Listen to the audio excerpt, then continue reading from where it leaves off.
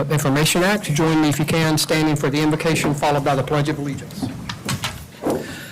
Father, we thank you for the day and the beauty of it and the opportunity to get to live and play and work where we do, and just guiding our conversations and decisions that we make tonight on behalf of this community. In your name we pray. Amen. Amen.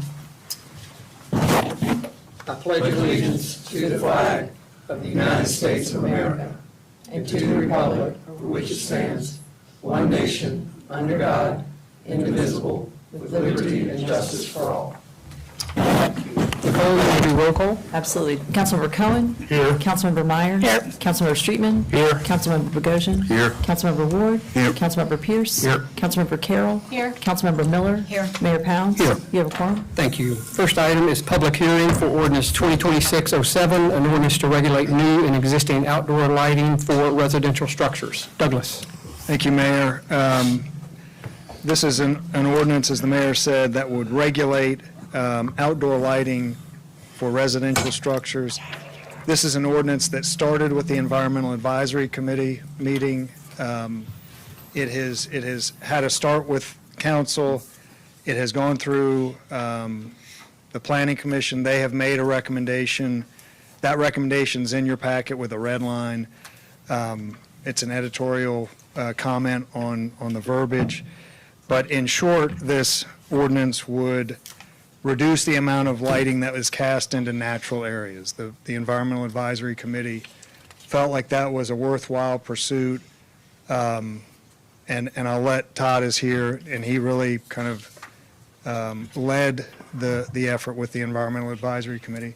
So I'll let him talk in a little bit of detail about their thought behind it, and then we can take public comment.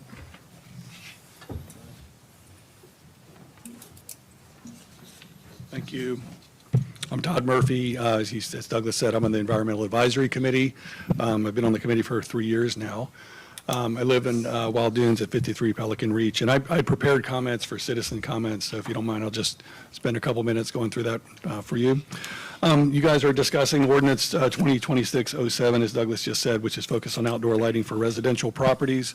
The topic was originated by the Environmental Advisory Committee. I'll call it the EAC for brevity, back in 2024 initially. And so we first were looking at what other low country beach communities had been doing to reduce their light footprint. And one of the first examples we looked at was actually Pawleys Island, who was doing some things with street lights. They had high intensity street lights that they were replacing with a softer, more amber colored light. And it was actually for health reasons, for human health reasons. They had referenced multiple studies from universities and medical institutions that had linked excessive light at night to human health conditions, illnesses, and in particular cancers. And the most direct link was actually to breast cancer. So from a human health perspective, Pawleys Island was looking at changing the type of lighting that was in their outdoor street lights. We looked at publicly available NASA data, NASA satellite data, to see how Isle of Palms is doing. So we did a quick study of that data. That data's been available since 2013. It's on the internet. And what we found was that the Isle of Palms light footprint is increasing about 4% per year on average since 2013, which is about 100% every 25 years of light increase. So it's a little bit of an alarming pace that the amount of light is going up at that clip. Matt Sims, who used to be an Isle of Palms employee, helped us do some research from other nearby beach communities. We looked at, we focused on Edisto Island, Kiowa Island, Folly Beach, and Sullivan's Island. And Matt helped us go through the ordinances for each of those communities. And he also set up phone calls with his peers at some of those same municipalities. And we learned two key things from those conversations and from that research. The first one was that all four of those communities had a lighting ordinance specifically designed to limit lighting on the beach for the protection of sea turtles. And Isle of Palms has that same ordinance on our books today. And in fact, the language is almost identical across all five of those communities. The second thing we found was that those other four communities had done more to mitigate light pollution, while Isle of Palms really had not, had kind of limited it to the beachfront sea turtle specific restrictions. So the other four communities had enhanced their code, and they had three goals that kind of bubbled up as themes across all four of those communities. So the first goal was to prevent sky glow, which is caused by excessive exterior lighting, so that everyone can enjoy the beauty of the night sky. It's kind of a soft one, but a nice one. The second one had to do with property rights, and it was around not allowing one property to shine excessive lights into another property or into a residential structure of a neighboring or adjacent property. And then the third one was to prevent what was called light trespass from natural areas other than just the beach. And so this could be rivers, this could be marsh, this could be ponds, forests, but any other natural wildlife area. So those were the three goals that bubbled up from the four communities that that I mentioned earlier. So the Environmental Advisory Committee is recommending changes to our existing residential lighting ordinance to accomplish those same three goals. We were in a workshop, I think it was September 2025 with council, and we talked about this ordinance, and I distinctly remember Councilmember Blair Hahn referring to the first two items that are in that packet, items A and B, as common sense. And we do feel like those are common sense elements. I think the challenge here is figuring out how do you take what is common sense and make it an enforceable city ordinance, city code. And so the Environmental Advisory Committee and the Planning Commission has taken our best attempt at trying to do that. We've gone through multiple passes with this ordinance and trying to make this common sense set of rules into something that could be enforceable and measurable. So that's where we are today. I'm happy to answer any questions. Todd, well, I guess we're going to talk about this later as we do it, but one of my thoughts is does this really need to be an ordinance, or can we have a set of best practice guidelines on the city, for the city? I just find that, I mean, and we'll talk about this again, like I said, later, but some of it seems extremely difficult to me to enforce. Some of the language in here is, most of their illumination will be directed away. Well, who's going to decide that? And we put streetlights up. Do we really need an ordinance to say that we're going to put streetlights in a certain way when the city does that? Let's just do it. And so some of it just seems to get, to me, very difficult to enforce. And so those are going to be some of my comments later, and I'm just curious to your thoughts, or if the Environmental Committee had any thoughts around it, especially when you start talking about lumens and Kelvin and all these things. I mean, people don't know what that is. I mean, I'm an engineer, but I don't, I can't tell you what that stuff is, and I just don't know how it'd ever be enforced. And I don't think it's going to make one iota of a difference in the amount of light that's coming off the island by enforcing this particular ordinance.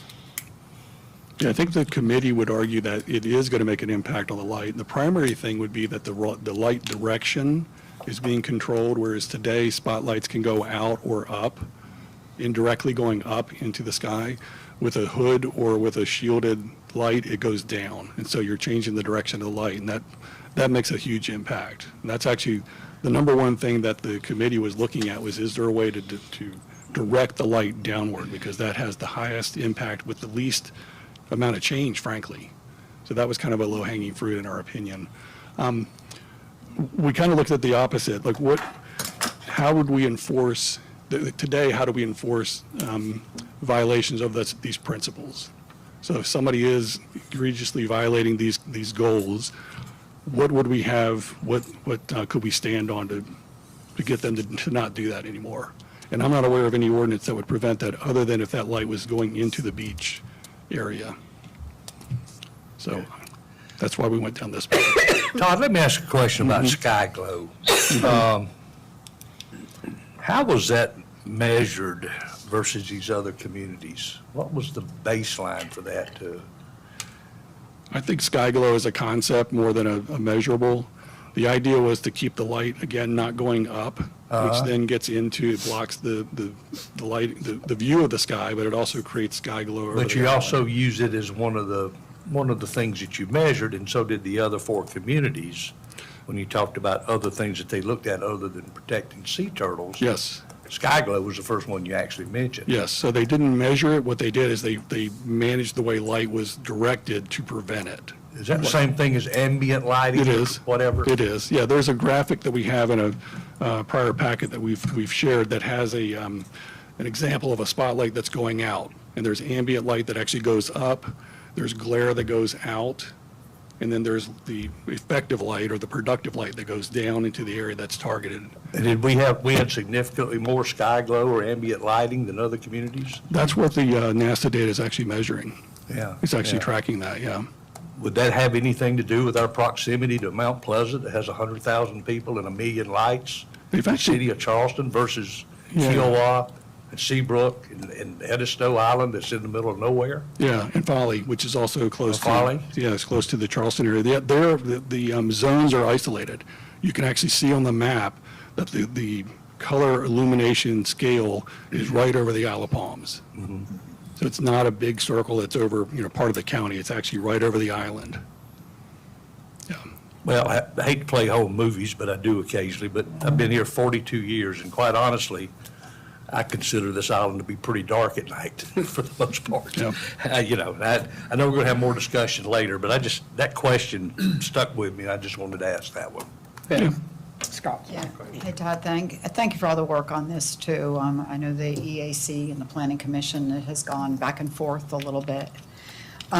Question for you. I listened to the January meeting. I was particularly interested in the Planning Commission meeting. And there were some comments in there about paring down this ordinance, the one, and I think it was this one that was originally in front of the Planning Commission. And then and have a separate document of best practices. And I think at one point that was one of the intents of this. Is that still acceptable, still on the table? It seems to me. Yeah.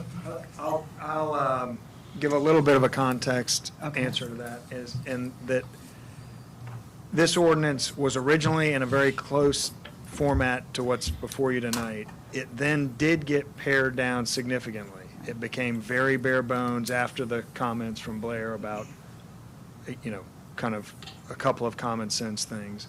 That's the version that came before council now, I guess, 3 months ago. And David actually at that time was of mind to let's go back to a prior version. So this is a thing that's been 3 or 4 different versions that have kind of bounced around.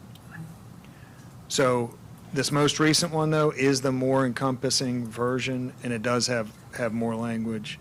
But that was not the direction we went several months ago. We kind of went back to the more complex. There are a few things that are not included in here that maybe came up and then went away. One was dock lighting, and the other one is the shielding. I don't see anything in here in the shielding. And that was taken out at one point, or maybe it's implied, direct light. Is that the intent of that? Yes, and Can we- it's, Am I overstepping on this? Yeah, these I'm questions sorry, need to be okay. when we're having discussion. This is really time for public hearing. yes, and I guess I would say I don't see anybody from the. Yeah. Generally, the public hearing is for people outside of even Todd to speak to you about it, but it doesn't look like, I don't know if you want to open it to the floor to Yeah, the I mean, we public, can- but I don't think there's anybody here for it. Okay. Todd, the language that's in the current version here, you mentioned, and it sounds like you've done quite a bit of benchmarking with other communities. Is this language, and I'm struggling with some of the meaning myself. If I just read it cold, things can appear to be interpreted multiple ways. But is this specific language that you found from other municipalities that is in process working and enforceable? Yeah, my take on this is that each of the communities, the goals were the same, the 3 goals that I mentioned. All the communities were trying to do the same thing. How they did it varied. And the extremes were that Folly Beach had measurement of the amount of light, foot candles of light at the property line, at ground level. Like there was a formula, it was very scientific, and it did a lot of very specific, very engineering, kind of views of how to look at light. And I don't remember which ones, I want to say it was probably Sullivan's and maybe Kiowa, really focused more on the fixtures. Like we want to have these types of fixtures, which is kind of what you're seeing here. These types of fixtures, when installed this way, prevent the problem. And then we don't have to worry about measuring the light because the light is appropriately directed. You addressed it at the source, is what you're. yeah. Correct, yeah. Yep, Okay, thank you. sure. Douglas, what else, anything? Okay. Todd, thank you for being here. Yep. Next item, citizens' comments. We just had them. You did. Thank you. Next, we'll do a couple of presentations. First, Stephen Trainum, update on beach renourishment and our monitoring, semi-annual monitoring report. Stephen, I know you've been here a lot, so thank you. It's looking great. Yes. Does this work, Josh? Okay, great. Thank you. Always good to be back. So we'll go through a quick update on the 26 beach monitoring, which also served as the pre-construction survey, and then an update on the ongoing project. Always feel free to stop me in the middle if you would like. So the latest monitoring effort was in June 2026. The prior survey was in February, which we accelerated this June one to be right before the project. It served as the pre-project condition to help us refine the field template right as the Marinex was getting ready to dredge. And it does include the additional survey profiles that the state required us to monitor at the south end as part of the permit. So we don't have comparative data to include with that yet, but as we do additional surveys in the future, those profiles will allow for comparisons on volume change. We are looking at some updates in the monitoring report. We've provided an executive summary that hopefully you've had a chance to review. The full report should be out in the next 2 weeks or so as we're trying to incorporate some updates. Some of the things we are looking at are the executive summary being at the beginning of the report that will hopefully be kind of a standalone document that kind of outlines the major points of what we found that year. We are also including dedicated sections and additional kind of analysis of the shoreline position. That was something that the beach committee was looking for. We've historically used volumetric analysis as our primary tool for measuring the beach, and we're going to continue to do that because that's the engineering side of, you know, how you quantify sand losses and design projects and report to agencies and things. But just looking at what is the actual width of the beach, and I'll go into that in a little bit more detail. We're also adding some additional geographical references, so rather than using the engineering stationing, we'll include some more references to, you know, avenues and addresses and geographical features so that people who are familiar with those can know where they're looking at when we're showing data. Trying to provide some more map-type graphics like the one that are shown here so you can look visually at how things are changing on the beach. This one in particular shows the volume change over the past year. With red being erosion, blue being accretion. And you can see it's very variable along the island, but you can easily see that the south end's accretional. You got some erosion along the north central part of the island, and Wild Dunes does what it does where you have a little bit of everything. And we're also trying to reorganize the sections where it's a little bit more user-friendly for the general public at the beginning, but then all the kind of details will still be included just to make it a little bit more user-friendly. So that's what we're working on over the next couple of weeks, is to try to finalize those revisions. Just to hit the shoreline position, what does that actually mean? The beach committee, one of their questions of concern was how wide is the recreational beach, or where is the actual high tide line? Because the cubic yard volumetric measure can be a little confusing sometimes. So what we did is we extracted a contour that basically is a pretty good estimation of where the high tide line is on a normal day. Okay, on a spring tide or a storm event, the water is going to come up higher than that. On a neap tide, the water may not reach that point, but just on an average day, where does the wet sand beach stop and the dry sand beach start? And this graphic shows what that looks like. And this was acquired with a drone, so it's the same day. The image represents the elevation. So that red line is the contour that we're using for this analysis. And you can see it does a very good job separating the dry sand kind of recreational beach from the intertidal wet sand beach.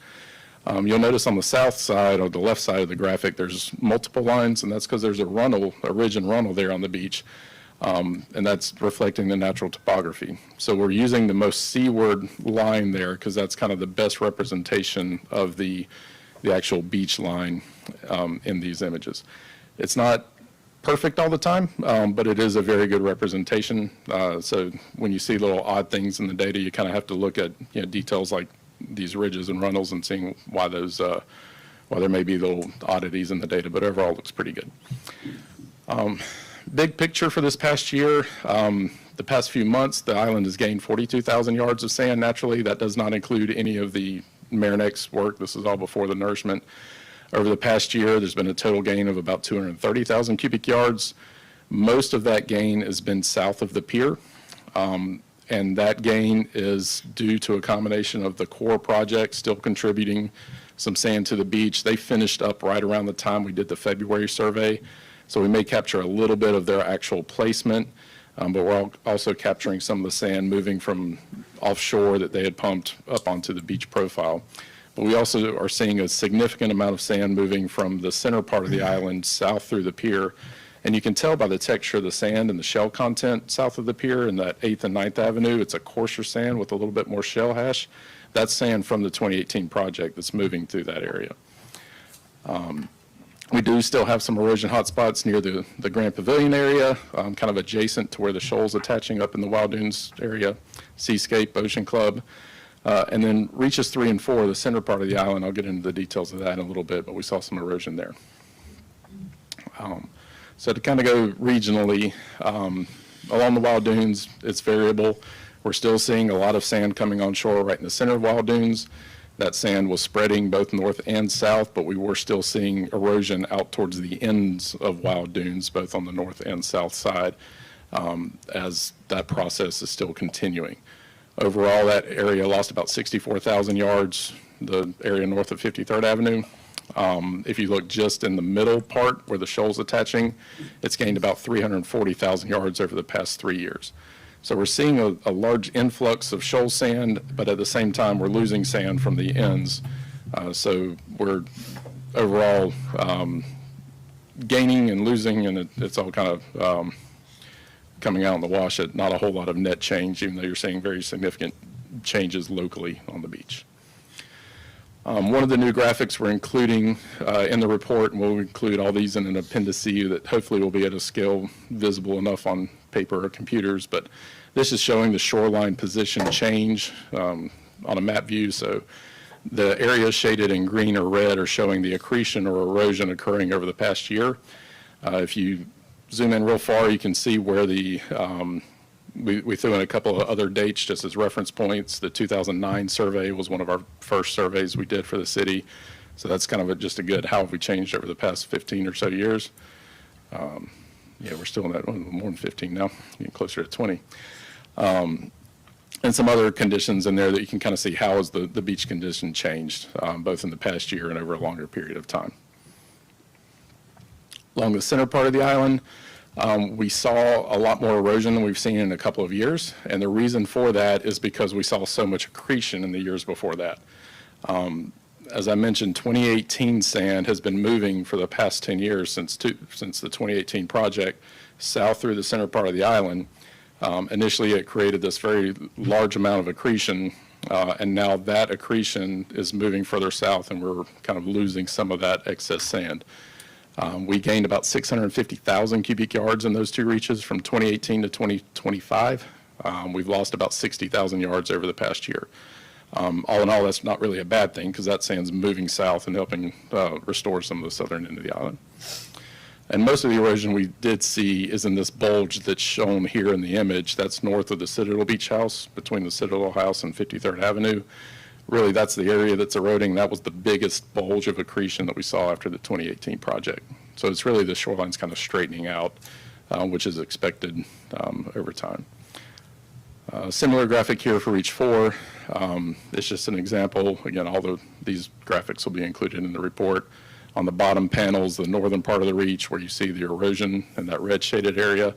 The southern half, actually, the shoreline was still building out there with that green area. The orange line there shows where the 2009 beach, the high tide line was in 2009, and you can see it's bumped out several hundred feet along that entire area. And that's all a result from the 2008 and 2018 projects. Along the south end, since February 2025, we've gained 441,000 cubic yards. So that's including most all of the core work, plus that natural accretion from the north. In theory, the core project placed around 700,000 yards. We obviously are not seeing all of that. There may be half of that volume will actually remained on the measurable part of Isle of Palms. We know a lot of it shifted immediately south into the Breach Inlet Shoals. But combined, we're in a much better place than we were in 2024. We've seen a lot of dune growth. A lot of vegetation is now growing out on the dune that's trying to build naturally along that reach. There is a ridge and runnel system that is really prevalent north of 6th Avenue, and that's kind of shown here. It's a little hard to see in the photo. You had so much accretion so quickly, it basically built its own little barrier beach, and so much sand that it takes a pretty big tide or a pretty big storm to get over that berm and kind of fill that runnel in. It will happen over time, probably in the next several months, or certainly with the project. We'll probably fill that up with the project. But that's why you see that swell there, is it was so much accretion so fast that it kind of offset the shoreline position before it had time to fully merge with the dune. This graphic here is showing the shoreline position on the south end, south of the pier. So the south side at Breach Inlet's on your left, the pier and up to about 40th Avenue is on your right. And what it is, it's showing the shoreline condition based compared to 2009. So 0 is where the shoreline was in 2009. You see south of 4th Avenue, we're still in a highly eroded area. 2nd and 3rd Avenue have seen a lot of recovery the past year, about 100 feet of seaward shift of that high tide line. Between 4th Avenue and 8th Avenue, we're really kind of right along where we were in 2009. It's been a little healthier. It certainly was more eroded a few years ago. Once you get past 8th Avenue to the north, we're well over 100 feet seaward of where we were in 2009, and in that area we're as healthy as we've ever been, healthier than we've ever been in the recorded, or since the 2009 condition. As you go up north of the pier, we're still right at the healthiest position we've ever seen. So overall, you know, we've had a lot of recovery in that area, again, thanks to the core project, plus some natural accretion. And with the project, things are going to look a lot better than that. So looking at the total beach volume over the island since 2007, you can see the yellow areas show the 2 prior nourishment projects. They add sand to the beach and it jumps up. This is taking the whole island into account. You'll see erosion after those projects. The green bar shows the anticipated volume after the nourishment's completed when we add our full volume there. So following the project, we'll be around 1.5 million more yards of sand on the beach than we've ever measured before.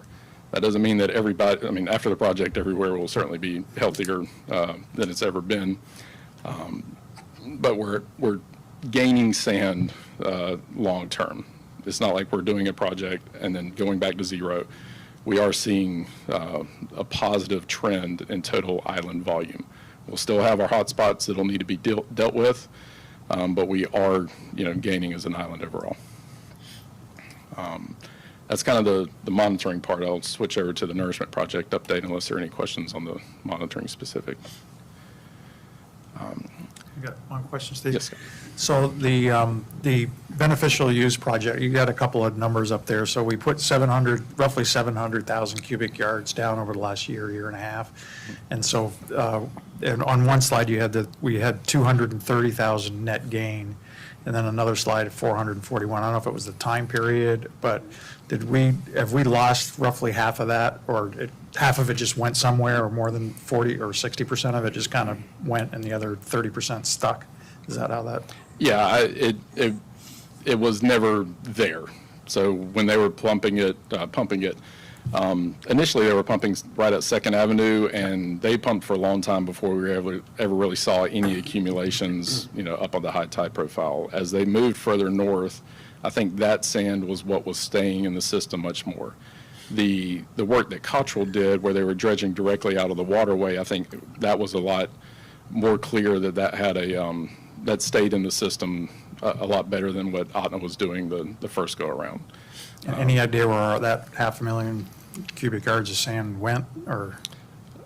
most likely south towards the Breach Inlet Delta. Our inlets are ebb dominant, so generally the sand stays on the outer rim of the delta and then through the shoal, so eventually it'll move over to Sullivan's Island. I mean, there was a very significant silt fraction in that material that would just disperse in the water, and who knows where that goes. But yeah, we don't see so far any evidence of like a large shoal moving in the inlets. We are surveying Hamlin Creek now. So after our next survey, we'll have some comparative data to see if there are any changes happening in the whole Breach Inlet system. And when we're surveying Hamlin Creek, it's the inlet channel, it's the creek going towards Sullivan side, and the creek going towards the Alapalm side. So we're kind of getting the whole area there. Thank you. Okay. The nourishment project is going very, very well. The Marinex, I can't say enough good things about what they've been able to do so far. They're exceeding their production estimates. They've been very good to work with as far as making some minor modifications and working around some very site-specific things with the dune and sandbag removal. The sediment materials looking pretty well, are pretty good. Right now, the project is working right in front of the Ocean Club building. They've got the dune built in front of Ocean Club. They've got all the bags removed from Ocean Club and the golf course area and Seascape and Port of Call. They're doing the final kind of cleanup to get rid of the remaining kind of debris from that. So things are looking really good. They've got over 600,000 cubic yards of sand placed to date. I've got a schedule on here that they're still looking at. These were a few days ago, so these numbers are higher now, but September 16th was their estimated time to complete this reach. They're very, very likely to finish this reach in the next 10 days-ish, so be ahead of that schedule by a week or so, maybe a little bit more. They are looking to flip and immediately start doing the southern side of Wild Dunes after this, so they may be down for a day or two while they're making that transition, and will continue to work. Right now, they've had days where they've pumped more than 40,000 cubic yards of sand in a 24-hour period, which is great production. So really just can't say enough good things about that. The graphic here just kind of shows the increase in the shoreline distance. We're adding about 600 feet of beach in some areas there. They've got 3 spreaders out on site, so they're working in the higher part of the beach and the lower part of the beach to advance the fill. And yeah, things are going well. Here's where I left the date in because I don't want to change things just yet, but I do think they are working ahead of schedule right now. After the plan right now is to finish the southern part of Wild Dunes, which will take another 30 to 45 days or so, pending good weather. Then they would jump down to the southern area south of the pier. To make sure that we stay within Fish and Wildlife work windows, they are likely to do the southern half of the southern end, so closest to Breach Inlet first, and then work back towards the north, just to make sure that we complete that part by November 30th. But that's still a little ways away, and that schedule may change. But overall, everything's looking really good. They're trying to maintain as minimum of a footprint as they can. Sometimes it spreads out a little bit further as they get moving their pipes down the beach and still having to keep the safety fence back until they can add a new section of that 500-foot-long black pipe. And we'll show you that hopefully later this week and get out there on site. But yeah, been in communication with the state and the permitting agencies. They're all good, so things are going really, really well with the project. Any particular questions on that? Okay, thank you very much. It looks great, Stephen. Thank you, guys. Oh, I do have to say one other thing on this. Your group here at the city is doing a wonderful job with updating the community, providing these resources to show where construction is happening. I want to plug this. They're doing a great job on Instagram and Facebook showing the project. So just encourage the public, anybody may be listening, to go check that out. It's just interesting and cool to see, and it's very informative. So just want to tell the city they're doing a wonderful job on that. Thank you. All right. Thanks. Thanks, Stephen. Next is mobility study update. We've got representatives from the Berkeley, Charleston, Dorchester COG, Council of Governments. Yes. Printouts for everyone of the study. Thank you.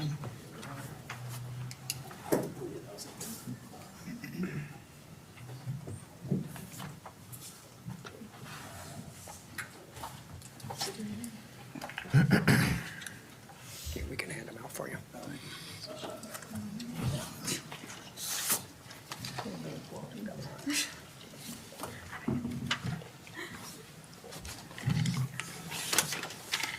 Good evening. My name is Wyatt Stately. I'm with the BCD COG. I'm a regional planner. I've been working very closely with Catherine Basha, a resident of IOP, on this mobility study. We started this project, I believe, about a year ago, maybe 14 months ago. And so we're finally coming to council. We've been working very closely with the city staff, and tonight's, presenting the results. So the purpose of this mobility study was to provide the city with the guidance and resources needed to inform future decision-making related to anything accessibility, mobility, connectivity, safety, anything like that. The three main steps of the process of the study was data collection and analysis. So we did public engagement and then a field survey. A needs assessment, and then project recommendations.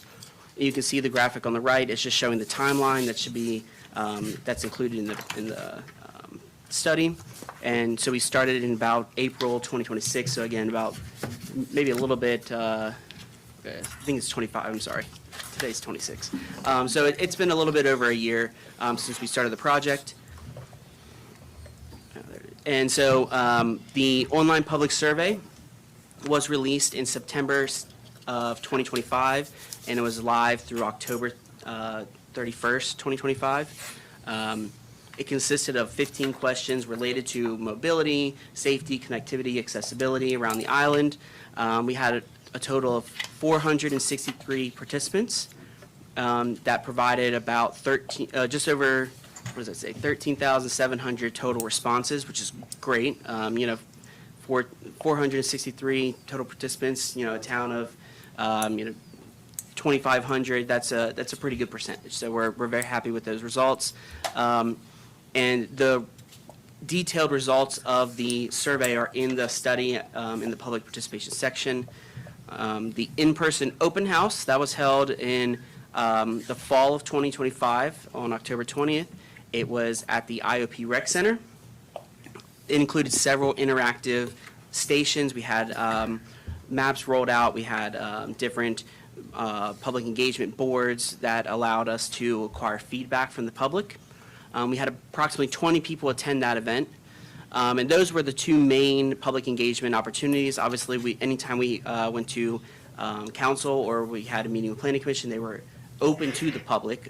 We didn't really have any public feedback from those instances, but we did, that was open to the public if necessary. Some of the results from the survey, there were three maps in particular that we used to heavily, influence our needs assessment.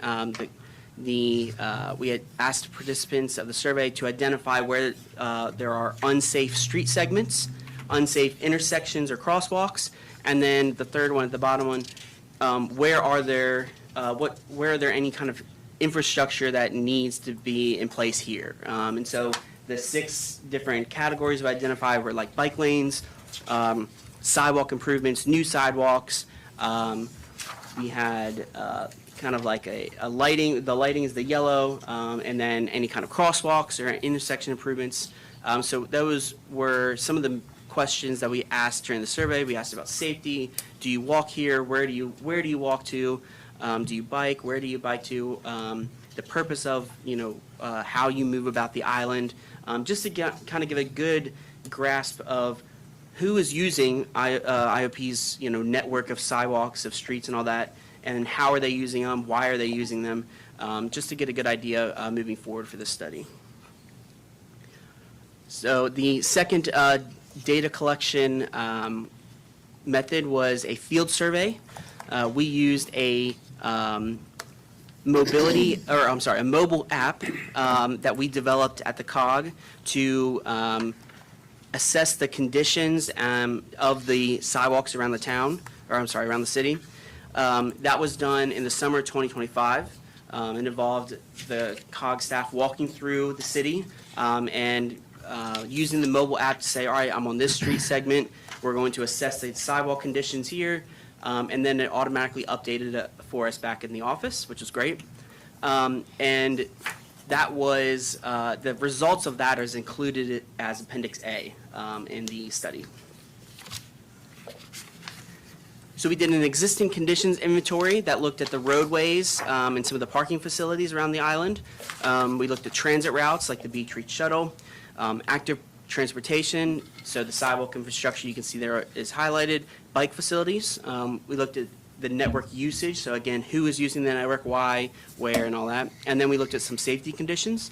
And you can see on the graphic, these are just some quick highlights of the some quick stats. So there's about 8 miles of sidewalk around the island. Most of them are concrete. I think what it says, look at this is a little bit bigger. 12% were kind of exceeded the standard width, so just like right outside. Majority were the standard width, which is good, and then there were just a few sections that, kind of were under that standard width, which is about 4 feet. Some might say 5 feet, but there was very limited in that area. And then we assessed the conditions, so the 5% were kind of the poor. We had 33% that were great, and then, a majority were just kind of that good, okay range. So the sidewalk conditions, this is just a screenshot. We looked at different types of, infrastructure for the sidewalk. So if there were curbs, right, the elevated sidewalk, we looked at that. If there were cracks, bumps, if there was uneven pavement, if there was sand or dirt covering the sidewalk, we looked at those types of conditions to provide an assessment of this condition. And you can see that on the map. And then we provided, we took pictures during our field survey, and you can see that, they're lettered. And then we wanted to make sure that we didn't just take pictures and kind of turn you over blind. We wanted to make sure that you were aware of where we took those photos, and that's where you can see the map and the photos are related to that. The network usage, so we looked at total trips of people who travel on the island. Anyone who takes a trip that starts, ends, or goes through the island's street network, we captured that. There were 12,300 total trip takers who took over 37,000 trips, and that's in a given day. And you can see that there's a small breakdown that about a third of them of the trip takers were IOP residents, but a majority of them were from the larger B-City region. We wanted to make sure that was we wanted to make sure that we distinguish between that, because I know there's a lot of talk about how many people are coming from out of the region, out of the state, how many are tourists, how many are visitors. So we have that information. We wanted to share that with you. That majority of the traffic, the trip patterns, are from people who live in the region, not necessarily that are from like Texas or California or something.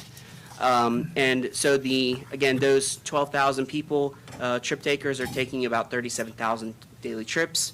The second and third map are showing walk counts and bike counts.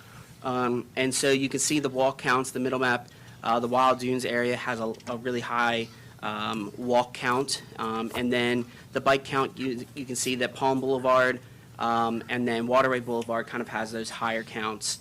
And we use those to kind of get a good idea of where people are, what routes they're taking, where are they going, and all that. So some of the safety conditions.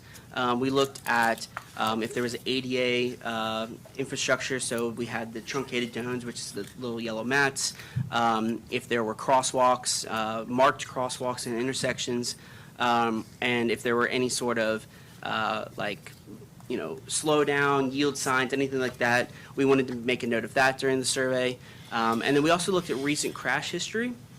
So we looked at I think it was 2019 and 2024. And there were, right there it says it. 335 total crashes on the island. Only 10 of them included pedestrians or bicyclists, which is a fairly good number. But you can see that in the chart that most of the crashes occur during the summer months, which probably is not unexpected. And that just means it's just correlated to the higher traffic volume that you probably see on the island. So some of the sidewalk safety improvements, just like the conditions, the sidewalk conditions, we took pictures of examples of sidewalk safety infrastructure improvements. So you can see the truncated dome mats, the elevated sidewalk. We looked at buffer areas where you have a small buffer, a vegetated buffer, parking buffer. If it was a pedestrian ramp, if there was a delineated sidewalk like it is on the far right with the brick.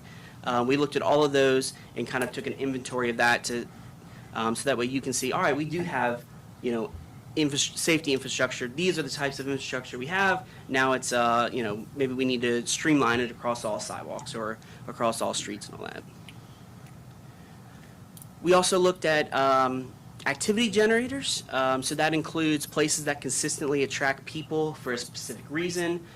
So to eat, to work, to play, to shop, dine, learn, anything like that. We identified 97 of them throughout the island. That includes a bunch of businesses, obviously in the front beach area, all the beach access points, City Hall, the marina, the places of worship, all of that. And we identified 5 what we called activity hubs, and they're concentrations of activity generators. So the front beach area, the marina, we identified the island entrance, which is the shopping centers right here at the connector, the Palm Boulevard beach access points, and then the rec center.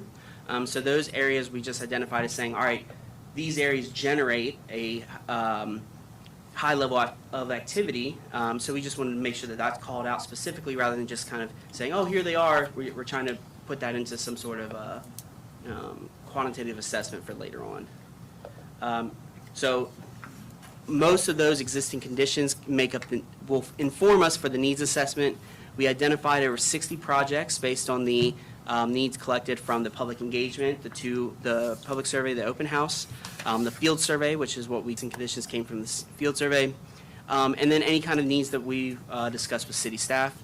We consolidated that into 56 total projects, and we categorized them into 6 project types. So bike facilities, crosswalks and intersections, sidewalk improvements, new sidewalks, planning, and then any other projects. We developed a scoring criteria for the projects, so that way when we provided some recommendations, we weren't just kind of picking the projects we think are the priority. We wanted to make sure it was more of a technical analysis of the scoring. So we came up with some key factors: accessibility, safety, connectivity, universal design and conditions, project feasibility, other considerations, and then the priorities. And then you can see the max score for each of those key factors. And it's important to note that not all projects were assigned a scoring. So for example, if it is a new project, or a new sidewalk project, obviously a new sidewalk is not going to have sidewalk conditions because it's a new sidewalk. It doesn't have existing conditions like, oh, it needs to be improved because it's new. So just keep that in mind. I don't think any project has a score of a 78. I think the highest is maybe like a 50, 51, something like that. And that's just, again, because not every project has a score for every single key factor. And then the scoring is, the project scoring, I believe, is in The detailed scoring is in the Appendix B of the study. So we identified 5 recommended priority project areas. We developed those working closely with the Planning Commission and city staff. Each of those priority areas includes a list of quick build improvements and then enhanced improvements, along with some cost estimates to help inform and guide your decisions. And so those were developed with our transportation staff at the COG, and then we worked again pretty closely with city staff in identifying those and making sure the cost estimates were,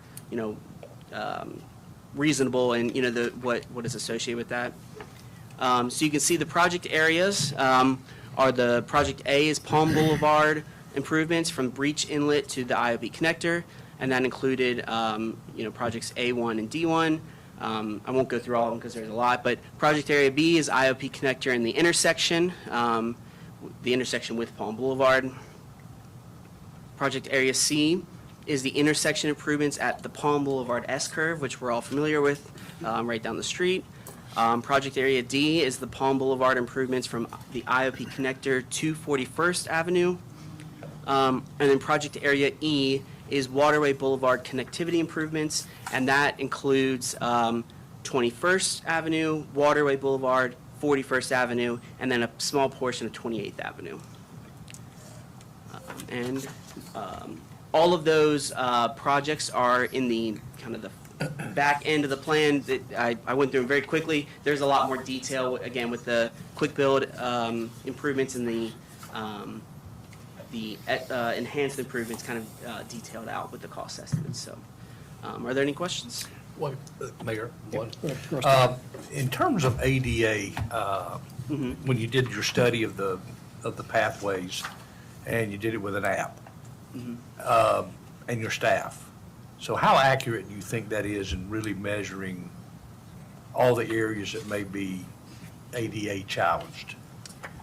We didn't identify whether it was, if there was ADA infrastructure, then we made note of that in the notes. However, we did not say, oh, this is compliant with ADA, because we don't really have that knowledge just walking around. We just identified if there is some sort of safety infrastructure.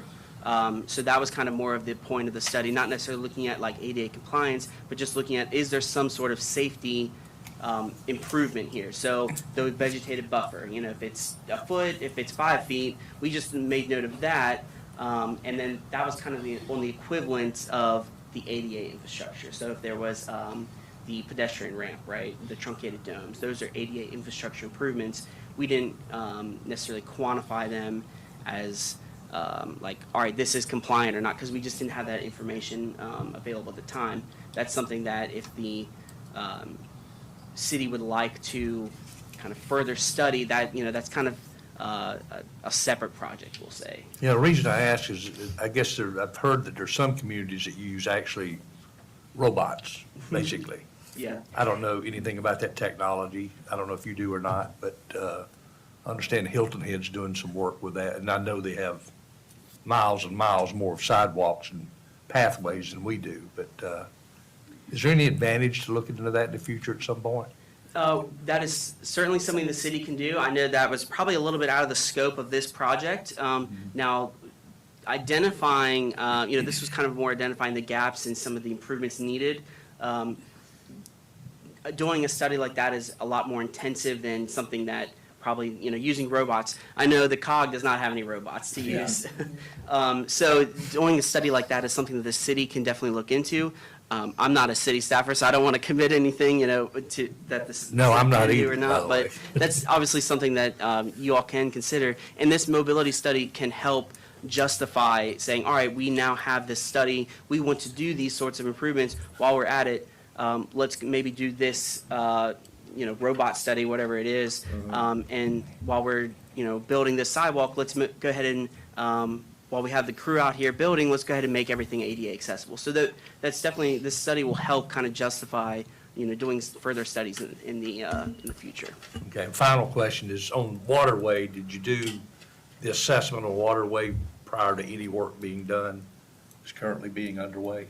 It was done before you guys started. Yes. Okay. The assessment was done before the project started. Yeah, Okay. okay. Yep. I understand there's now an 8-foot sidewalk on Waterway, is that correct? In a lot Part of the way. By the way, yes. So in the study, the conditions, you will see that it's still, the assessment is from the old sidewalk. I think we have a note in the comments for that project, like, widen Waterway Boulevard, that was a needs identified.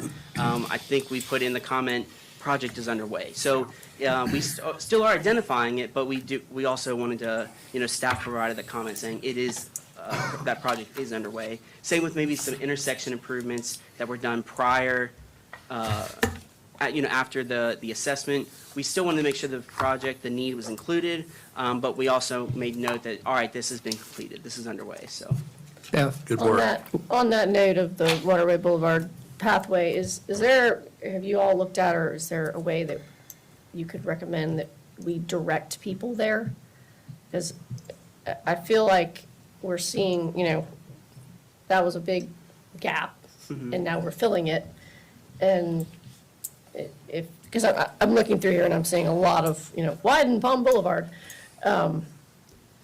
I don't think that's going to happen anytime soon. It would be lovely if it did, but, for the meantime, is that a possibility, or is that something that you see in other communities where people would say, look, we have a viable pathway over here, like signage or something like that? Yeah, so one of the project E was the Waterway Boulevard connectivity improvements.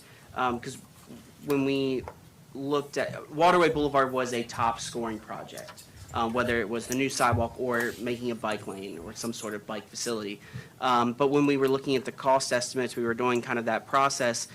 Our transportation planner, she was like, well, it doesn't really make sense for you to add a bike lane to just Waterway because there's no bike lanes getting to Waterway. So that's why we kind of amended the project area to include 21st and 41st to help, if there is a dedicated bike lane, bike facility, whatever it is, that kind of goes from 21st Waterway to 41st. Hopefully, That's how you encourage people to get there? Yes, because it is Okay. now a dedicated lane, makes there are signage, there's markings, that's how you would kind of encourage people. But then if you would like to actually put like physical signs up, that's always an option too. Beth? Thank you. Planning Commission, I know you presented to them, correct? Is there, are there did they make recommendations, and if so, are they included in this somehow in the prioritization that was done? Yes, so in the scoring criteria, that priorities, I can go backwards because I have the clicker. Right there. So the priorities line item, that 10 points, those, that was added at the very end. Those were Planning Commission projects. So we asked Planning Commission to rank their top projects. They went in a different route. They actually identified the priority areas, and we were like, all right, let's run with it.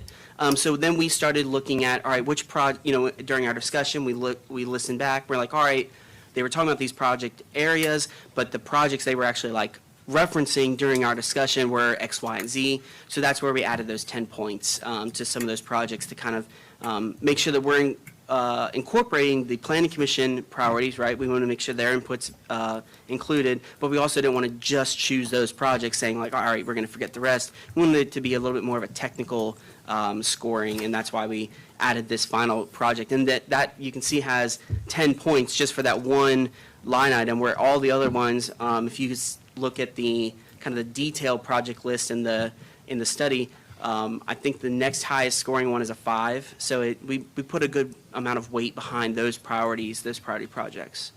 So would we be able, like, if I look at I like the enhanced improvements and the breakout with the quick build improvements, by the way.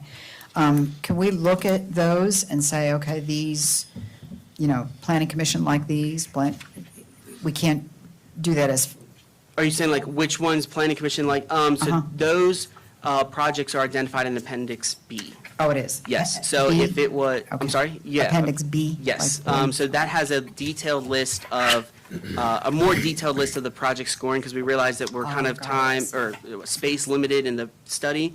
So we identified, all right, here are all the projects, We looked at the key factors, we identified the max scoring of each of those, and the ones that have a 10 in the priority column are the projects that Planning Commission identified. Perfect, thank you. John?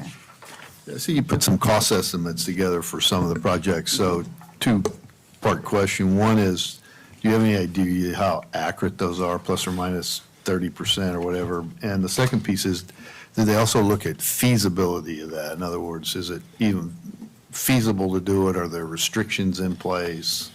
And does it impact something else if we did that, would cause problems or extra cost?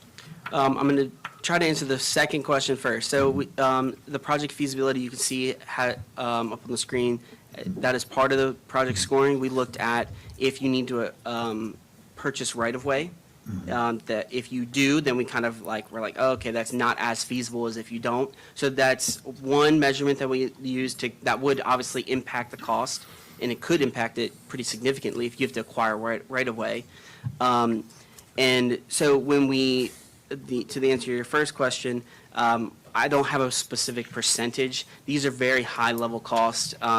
If you take note on the, I believe when we talk about the cost estimates, it's like these are just planning level costs. We tried to use local cost estimates that we've received from the county and I believe Mount Pleasant. We've kind of compared those. Our transportation planner looked at those and was like, all right, this project's going to need X, Y, and Z improvements. Here's some very basic level costs. I think we put a 20% contingency, the permitting, but it's all very high level. And we note that design and engineering, planning, like any of those additional costs for doing stuff like that, we did not account for. So we did put some cost estimates. That's just to help inform you of like, all right, we're kind of looking in the ballpark of this area. Again, I don't want to say 20% minus, plus or minus, but we just wanted to give you a kind of a basic understanding, like, all right, if we're applying for TST funding, we can do the quick build, which is $65,000, or the enhanced improvement, which is $200,000.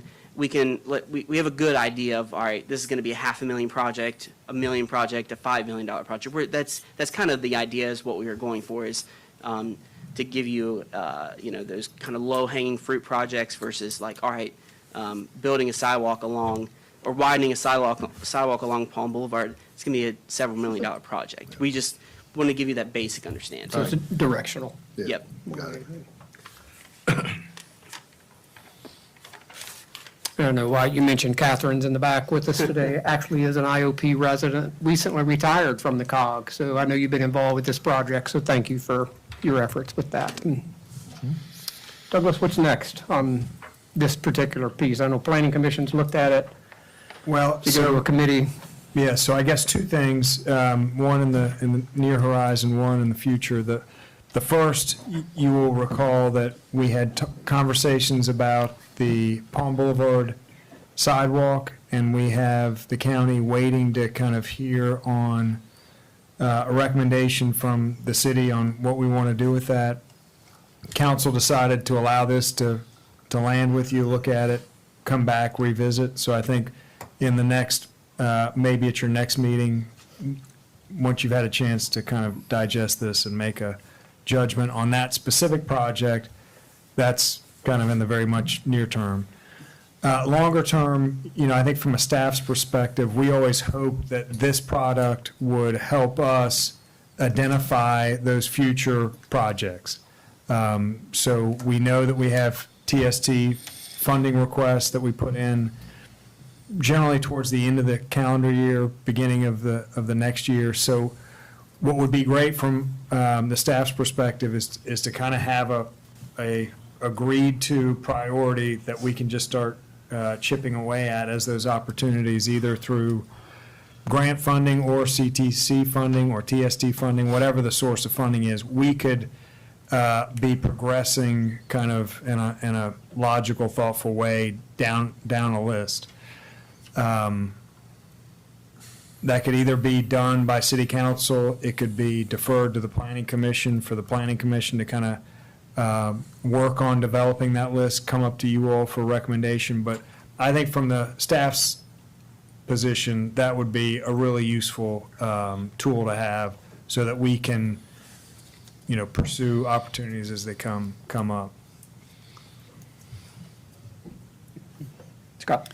I think having maybe the planning commission take a stab at the priorities, and maybe we look at the top, there's a lot of opportunity here. Great job, by the way. But, if we just start at maybe top 5 to take a look at and evaluate, and maybe we get these into the budget cycles. I did have just one question. When we looked at the prioritization and all this, did we take a look at, say, I call it the volume impact?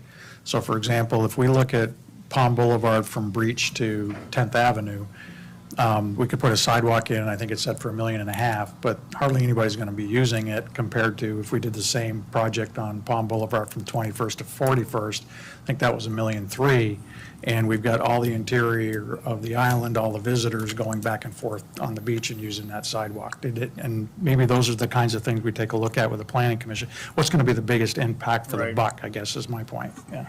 And that's why we made sure to include kind of the piecemeal of things. So we said, all right, Project A, which is the Palm Boulevard from Breach to the connector, that is, we didn't just put one, we did put a lump sum of like, all right, here is the cost estimates. We do have a breakdown of that we can, provide to the city. We didn't put it, the specifics in the report.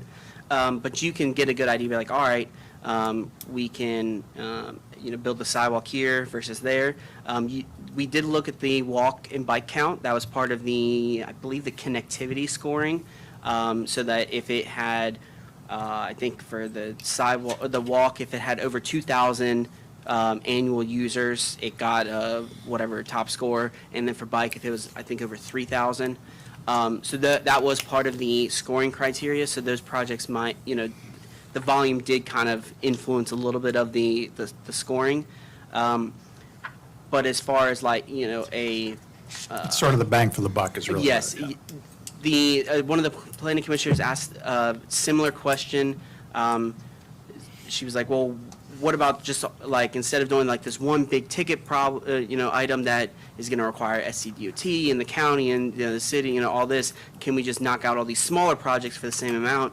That's a question that she asked. We discussed it at Planning Commission.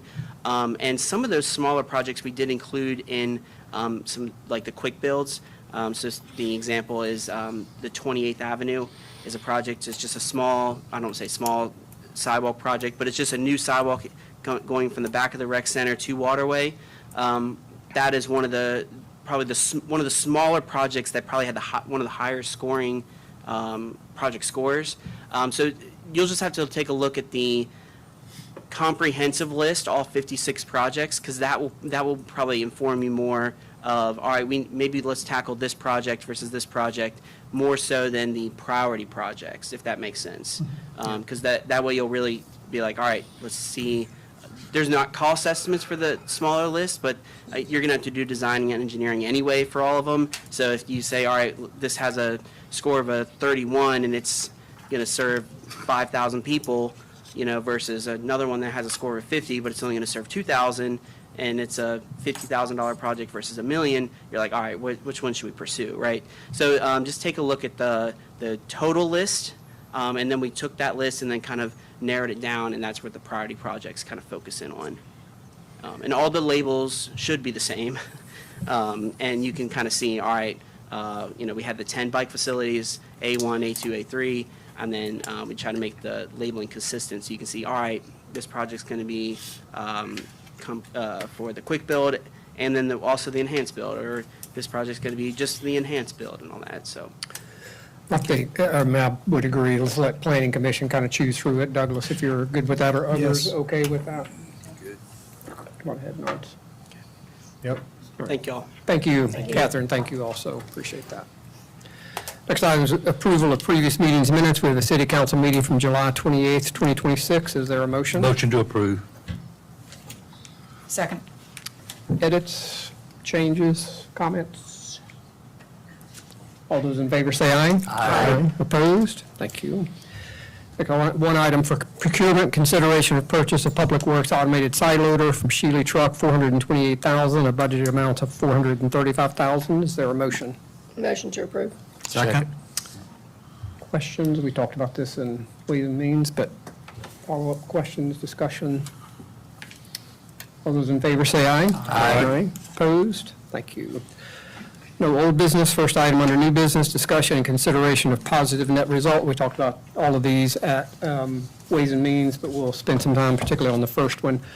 Deborah's put together, I've had them, and I'm sure you've had various conversations with residents on, kind of connecting the dots, if you will, between our surplus we have this year, the amount of money we have in the bank, the upcoming cost we have, and just to kind of show that graphically. And Deborah's put together some pages. So Deborah, I'll let you kind of walk through here if you don't mind.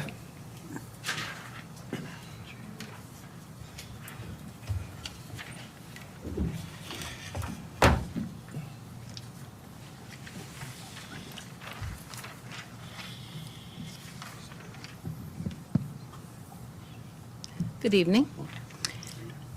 So the first sheet that I want to talk about is just the increase in fund balance. And as we can see, what makes up a positive net result is revenue plus or minus transfers minus expenses. And that's how we get to our number.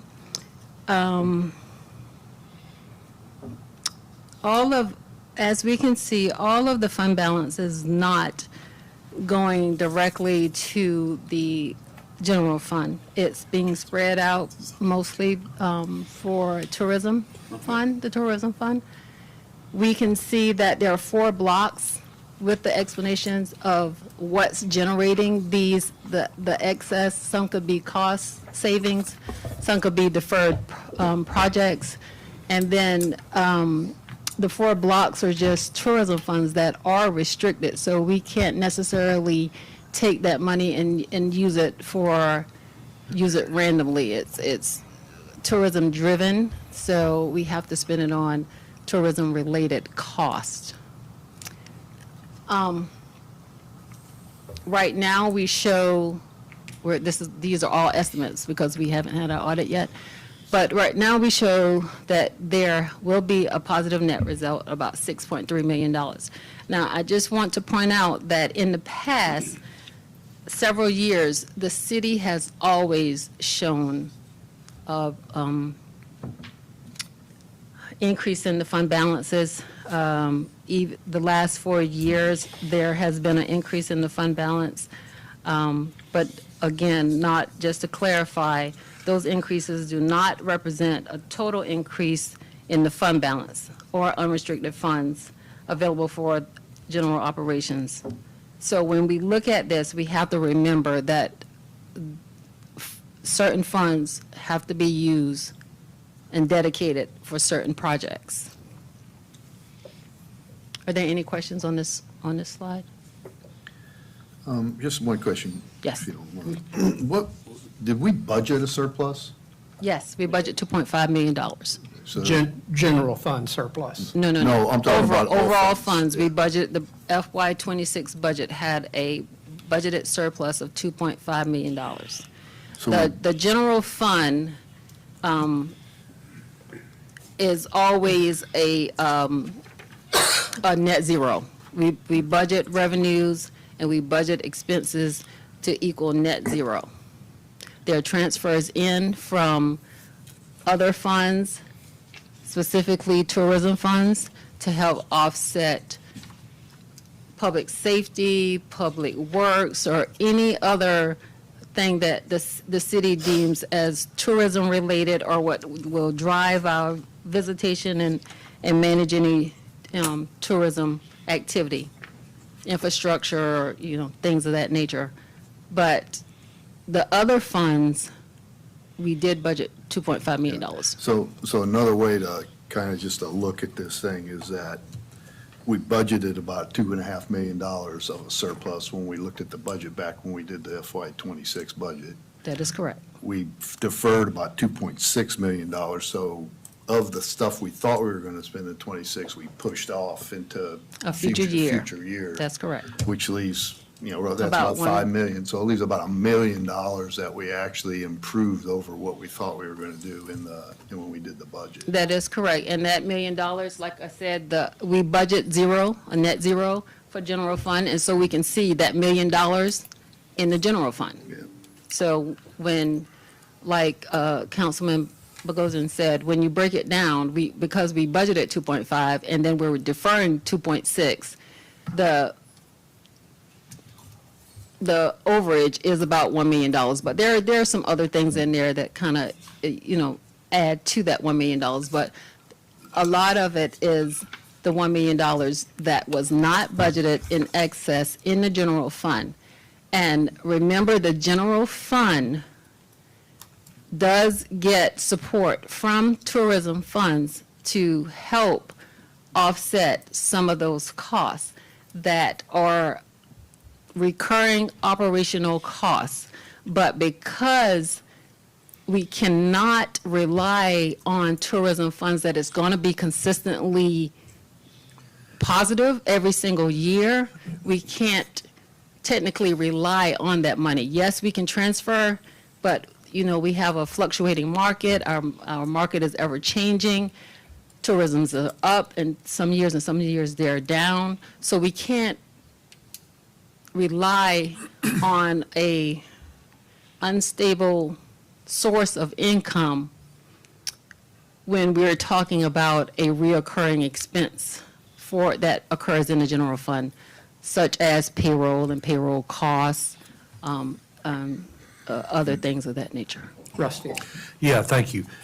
So the 2.6 million that was deferred in capital expenditures that Mr. Bogosian had referred to, that's part of the 6.3 million, but there's also roughly just under 3 million of restricted funds that are for tourism related Yes. also. So if you look at that, it can only be used for tourism related cost, just under 3 million, so 2.6 and 3, so what's that, 5.6? So really the 6.3 becomes $700,000 or $800,000. Of the amount that's left, Yeah. yeah. But that doesn't take away from the picture, or the overall picture, that the revenues were greater than the expenses and the transfers. That is correct. Revenues were greater. I mean, what you were mentioning a minute ago was talking about using variable revenue sources to pay fixed costs. Yes. That's the problem, another way to say it. Yes. But the revenues did exceed the expenses and the transfers. That, in all of the funds except the smaller funds. In the Right. smaller funds, you can Except see the the last negative. one, Yes, yes. you can see the, By a considerable amount, a lot more than $1 million. in most of the funds, yes. Yeah, These three, yeah. the top three. Yeah.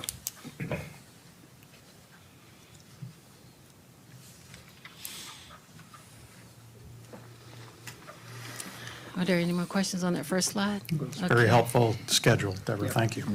Welcome.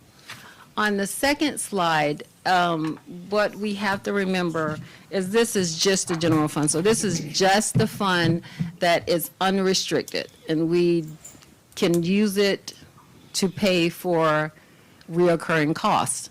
But we also have to remember that the general fund is funds the capital fund. The only source of revenue that the capital fund receive is from the general fund and any grants that are specifically assigned for a project in that fund. So in this schedule, what we're recommending is we have an unaudited fund balance of, or net income of $1 million. And that shows, like I stated earlier, the budget is budget for zero. Our forecast, we are saying that we should have an estimate of $17 million in revenue. The net transfers from what was transferred into the general fund from tourism fund and the amount transferred out, that's budgeted to be transferred out to capital fund, is a net of $596,000. With the estimated expenses at $16.7 million, that leaves us with a positive net result of $1 million. So that would have a fund balance of $6.1 million. There is an ordinance that the city would like to try to keep at least 30% of the upcoming budget into the fund balance. And so if we're looking at a fund balance, an expense, I don't have that number in front of me, but it's about $18 million. 18,950. Okay, so that would make our 30% at $5.6 million. And so we need to keep that amount of money in that fund to apply to that, comply to that ordinance. So with that being said, that only leaves $496,000 remaining to be distributed to other funds. And we are recommending, Josh, scroll down just a little bit if you don't mind on this one. Thank you. that the city keeps an additional 35% of the $496,000 in that fund for any unexpected expenses that may arise in FY '27.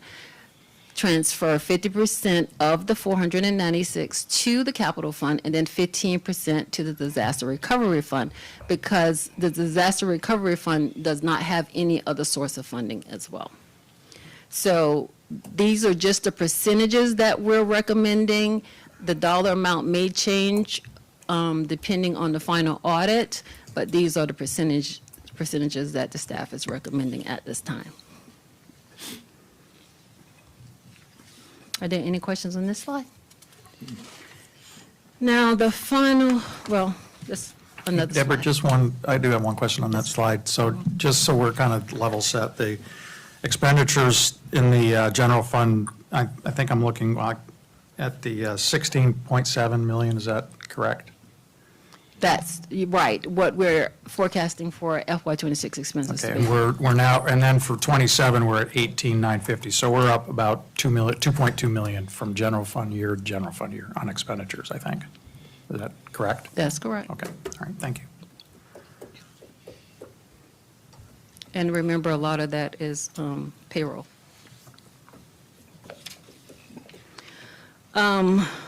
This slide, yes. This slide just shows where we forecast our ending fund balance to be. This also shows some of the large and expenses that the city has projected for FY '27. So if we have identified $29,000, well, $5 million of it, remember, has to stay in the general fund just for, so we can be in compliance. But the other $24 million, the 29 minus the 5, $24 million are identifiable projects, planned spending that the city anticipates doing in FY '27. Just to note that this, this is not the ending fund balance. This is just just to show what the project costs, how it will affect our current fund balance. This, of course, does not show any revenue that's going to come in for FY '27. But I just wanted to show how quickly the money will be used if all these projects are done. And we are well into the beach project. We've written a check for $1.7 million already. So this money is will be quickly used. I have a question on that. Yes. Quick question on this one. I'm wondering that 5.685, it's listed as an expenditure kind of going against our fund balance, but isn't that actually a fund balance, the retained fund balance and not an expenditure? And I'm It's wondering, not an expenditure, but I wanted to show that money kind of has to be allotted for. our just- fund I'm just balance. wondering- Restricted, essentially. Restricted, Yeah, yes. I'm just wondering if that would reduce that 29 million there, but we can take a look at that. Yeah, well, I verbally said it, that it is really 24 million and not the 25, Got it, but I just okay. want to show it Oh, it's that committed. way. Okay, Yes. all right, thank you. Are there any questions on this sheet? So there's another sheet that I included that you did not see. And this is just to show how the fund balance, how historically the general fund balance has grown. And that blue line on the bottom shows our 30% of expenses for future years. The green line is revenues with transfers in, and the orange line is expenditures and transfers out. Now, in the past, the city has, for FY '26, the city has budgeted about 16% of transfers in from tourism funds to help offset some of the costs that the general funds absorb. In 2027, it's about 10%. And the reason being is since the city, since council approved or made a decision to increase property taxes in the budgeting process, we decrease the transfers into that fund because another source of revenue was added.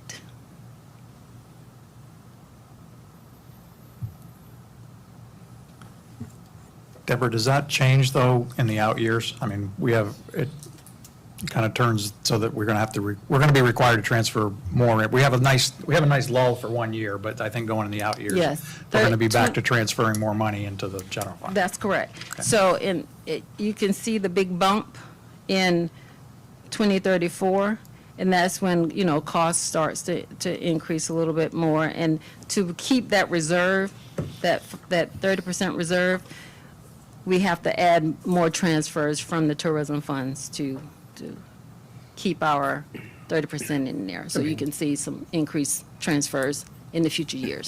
So, yeah, Scott, to your point, I mean, in some of the out years, we're starting to transfer $5 to $6 to $7 million out of tourism money. And we had conversations about putting some of this information together. It's a lot of numbers.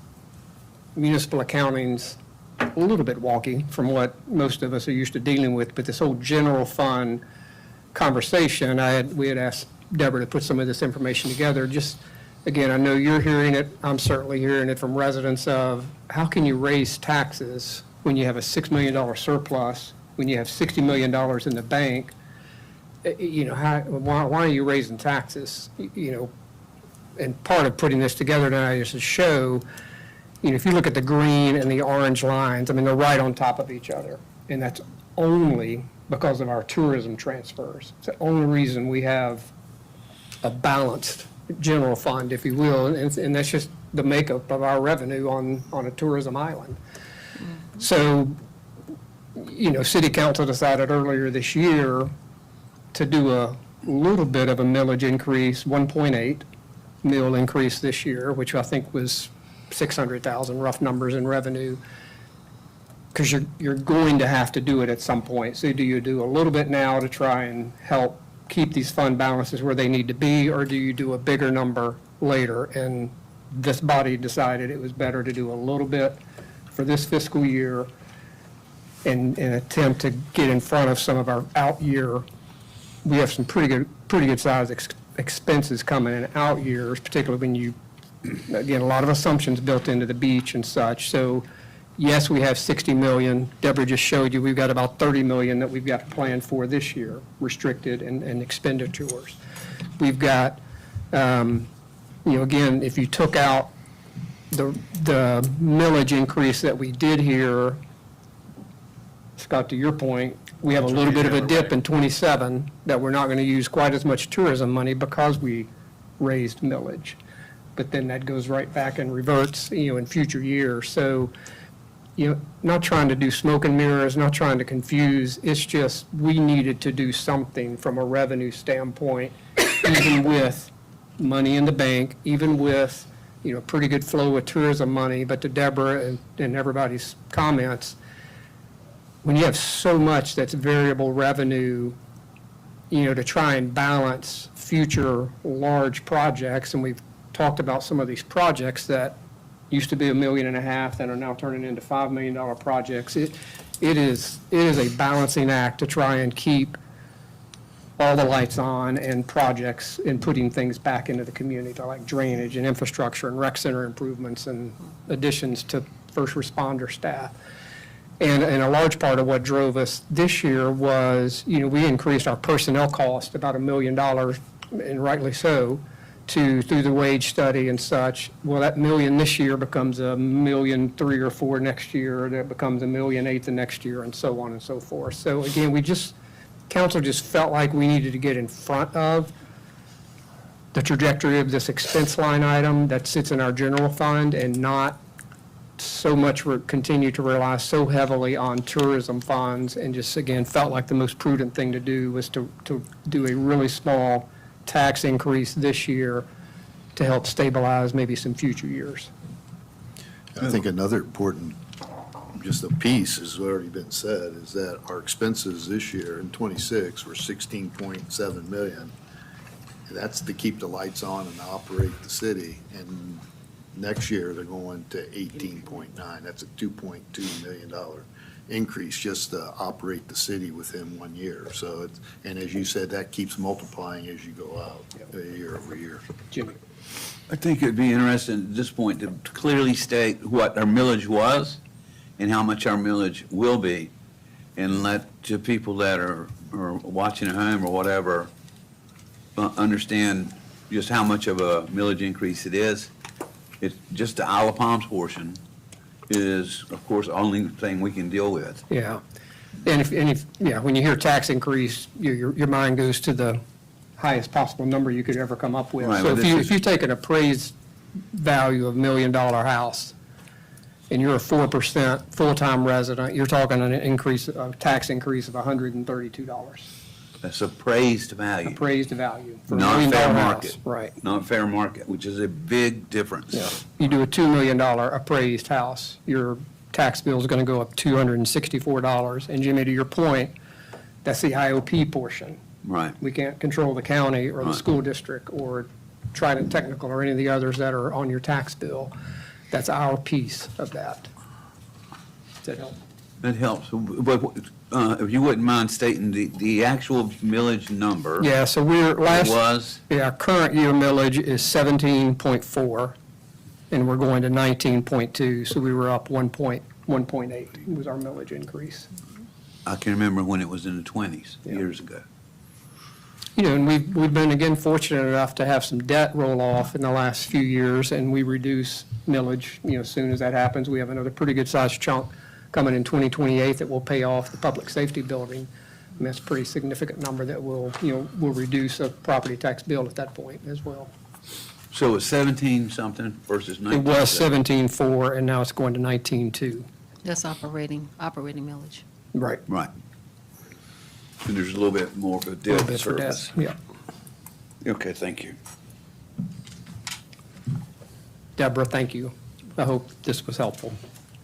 It's a couple of conversations I've had with residents, and knowing Deborah was going to put this together tonight, if it doesn't make it clear, then come back at us and we'll keep having conversations around it. But we do need a motion to distribute the net positive result. And again, Deborah ran through that, $500,000 rough numbers. You can include in your motion a 35% to the general fund, 50% to the capital fund, and 15% to the disaster recovery fund. I make a motion. Second that? Other questions or discussion? But I would like to remind everybody that the disaster recovery fund, that is discretionary. That if we needed it. Yeah. A lot of things we have is not discretionary. but- All those in favor say aye. Aye. Opposed? Thank you. Deborah, thank you again. Next item is discussion and consideration of financing method for purchasing ladder truck. In our budget conversations earlier this year, we had talked about financing that particular purchase, which would have also increased millage to offset that debt. We've had a lot of conversation about paying cash for that, so we talked about it in Ways and Means. Is there a motion to do that? Motion to pay cash for the fire truck? Second. Questions or discussion or comments? Chief, I think you're looking at end of this year, hopefully we'll have delivery, before the end of the year, have delivery of that truck.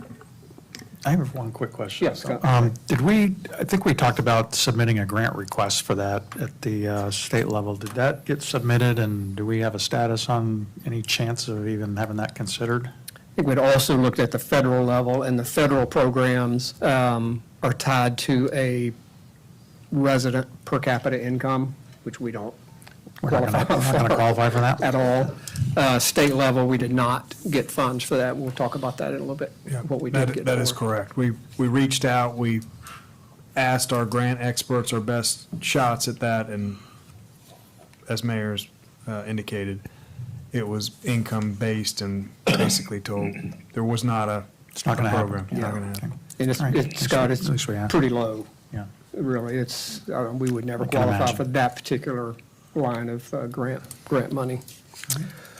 All those in favor say aye. Aye. Opposed? Thank you. Last, again, we've talked about this in Ways and Means, discussion and consideration of raising capital limit to 10,000. It's currently 5. Is there a motion? Motion to approve. Second. Any further comments, discussion? I know Douglas, Deborah, y'all had looked at surrounding communities and what they've done, and that was in the packet, I think, or at least in an email prior to this meeting, just updating what others had done, and it's kind of a hodgepodge. Some are 10, some are 5. Is it further down in this packet? Yeah, next page, Josh. 17. Yeah. Yeah, thank you. I think either, some are already at 10 and some are considering at this point, so. All those in favor say aye. Aye. Opposed? Thank you. Boards and commissions report, council committee reports are attached. Board of Zoning Appeals, no meeting in August. Planning Commission minutes are attached.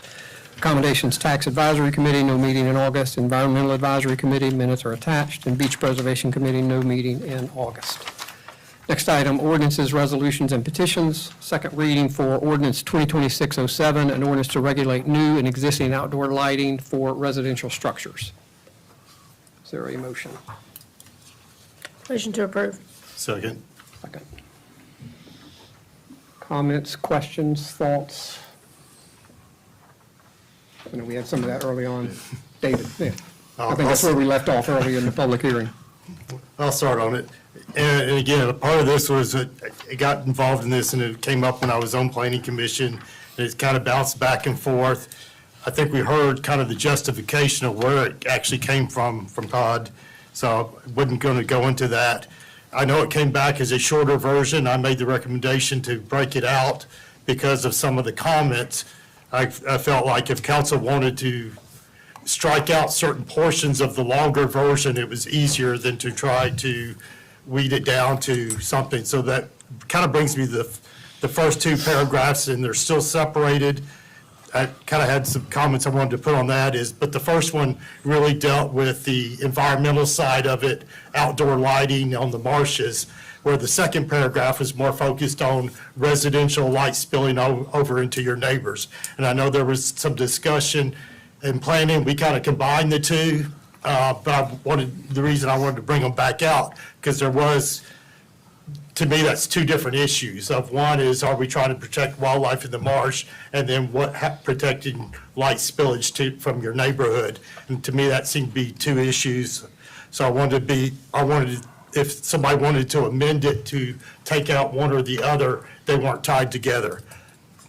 I will point out in doing that, in the first one, we had kind of added, because we were talking about people being out on their docks at night.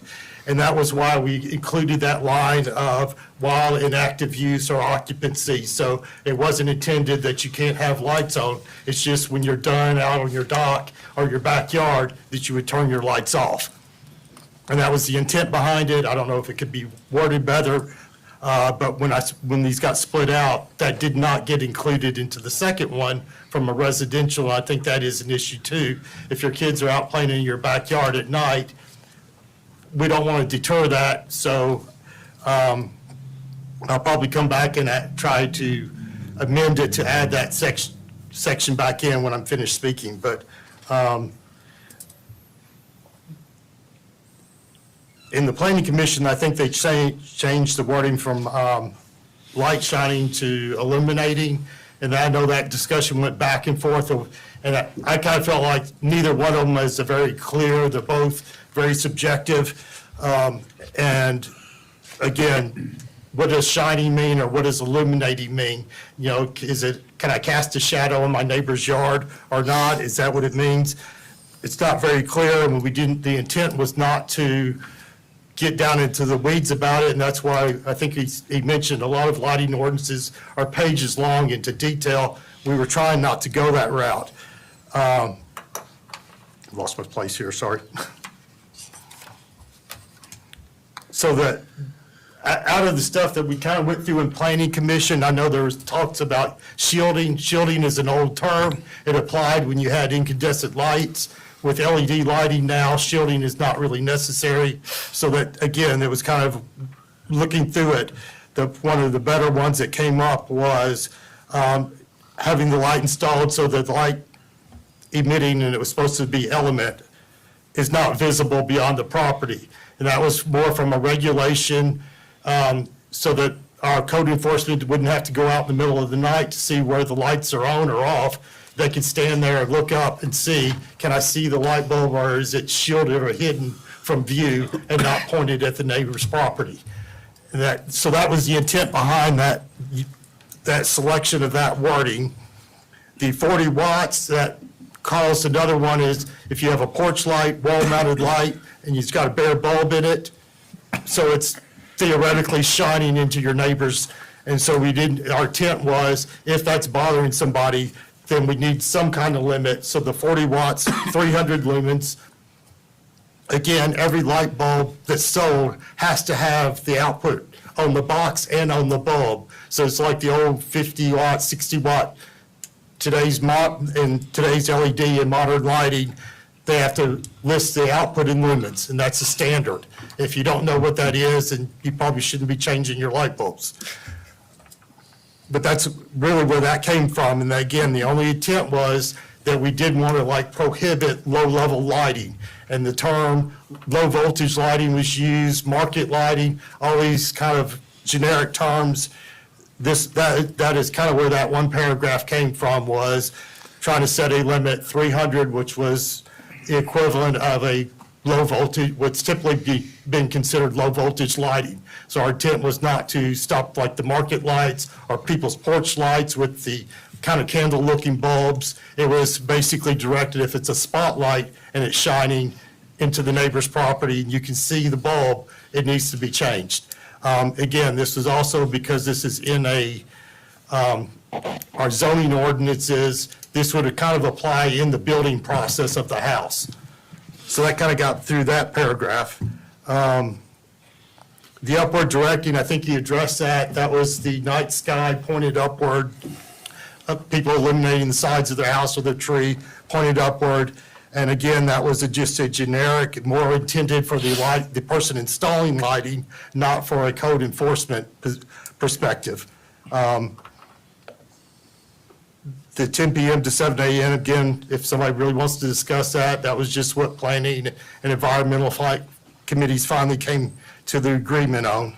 And the last one, the 300 Kelvin was taken out early in the process.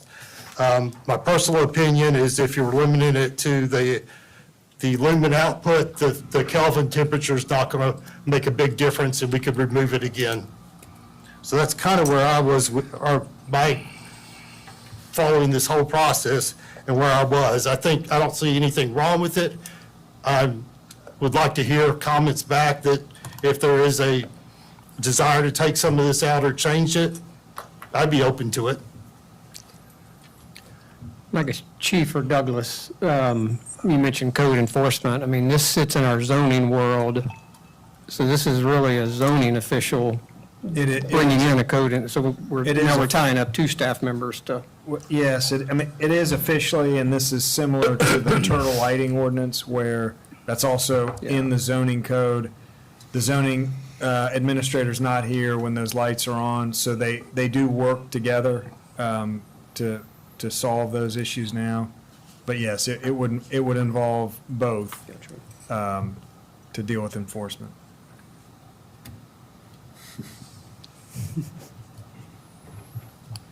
You made it through 3/4 of a meeting, chief. It's all right. That is correct. I've had this at my previous municipality where I worked at, where we had to work with zoning officials. The chapter is enforced through the zoning administrator.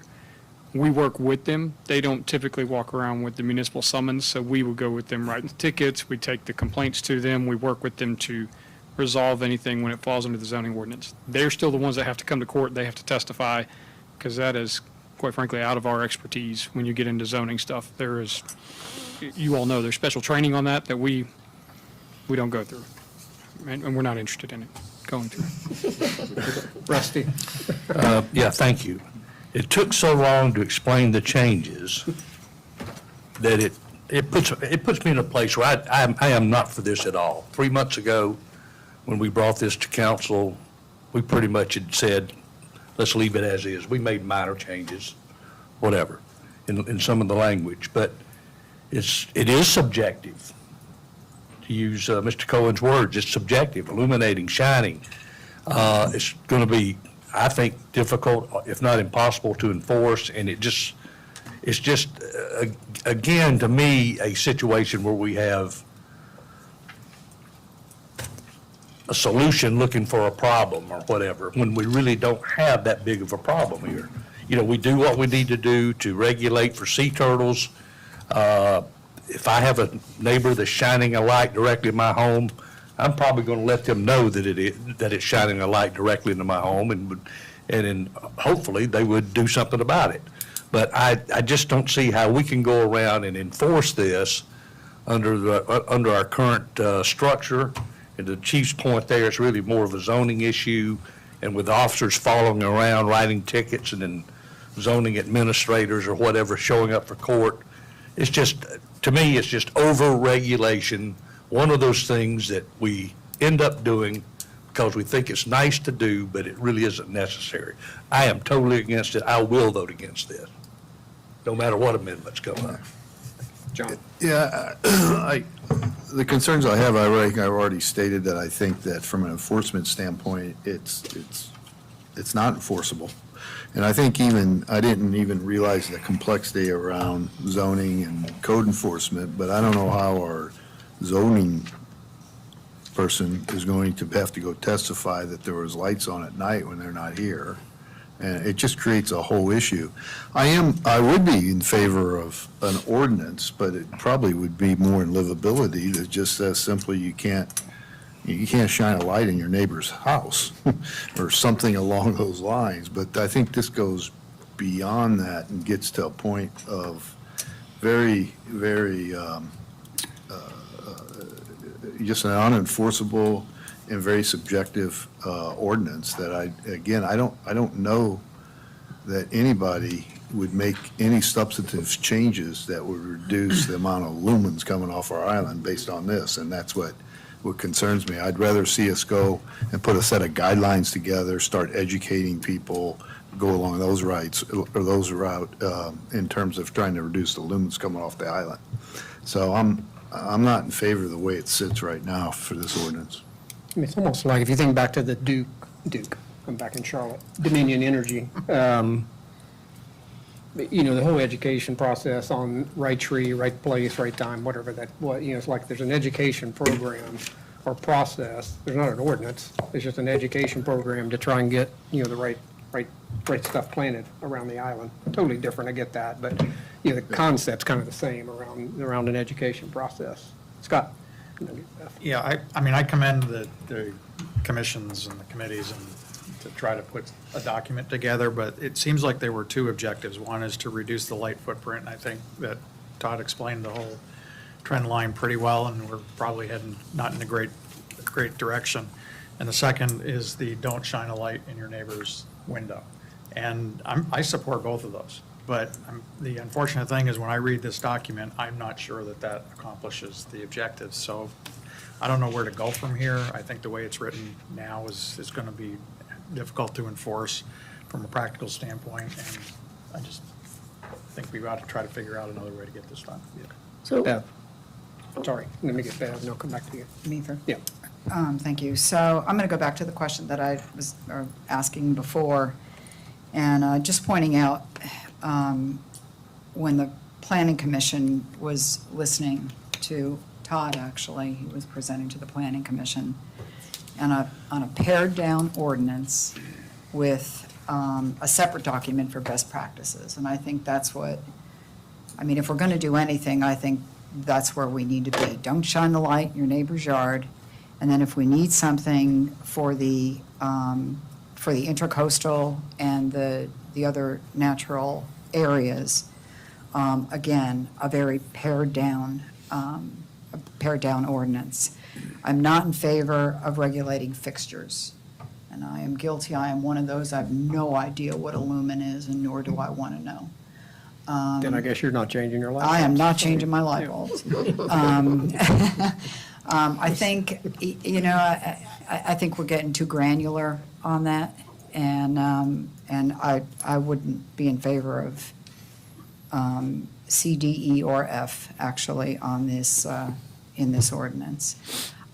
Question, though, I do have, and that's on the dock lighting. Is there something that needs to be added to that, like the Planning Commission had something? You know, nothing in this section would prevent lighting on a dock for safety purposes. And I remember a big, just more for you, David, I guess. That was that. Is that needed? That was the exemption number C, lighting required by federal, state, was to include dock lighting. That was specifically added back for that reason.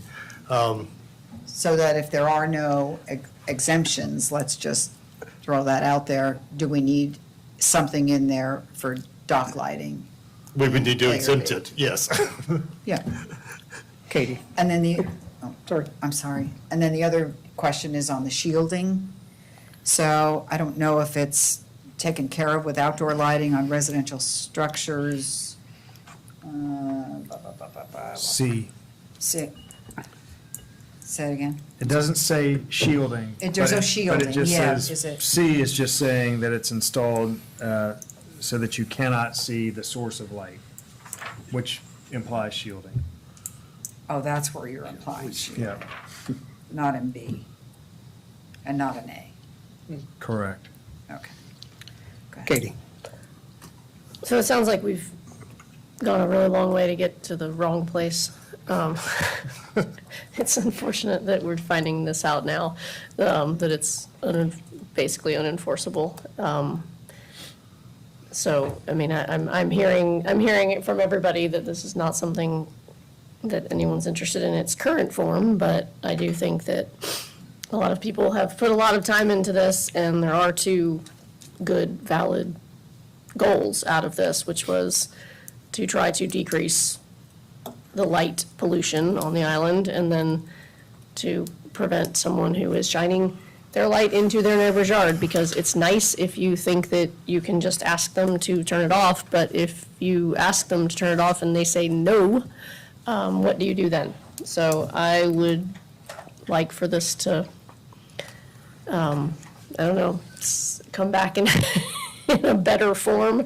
Maybe start talking from the front end with the chief to find out from his perspective. Maybe it's a building code thing where we say new construction,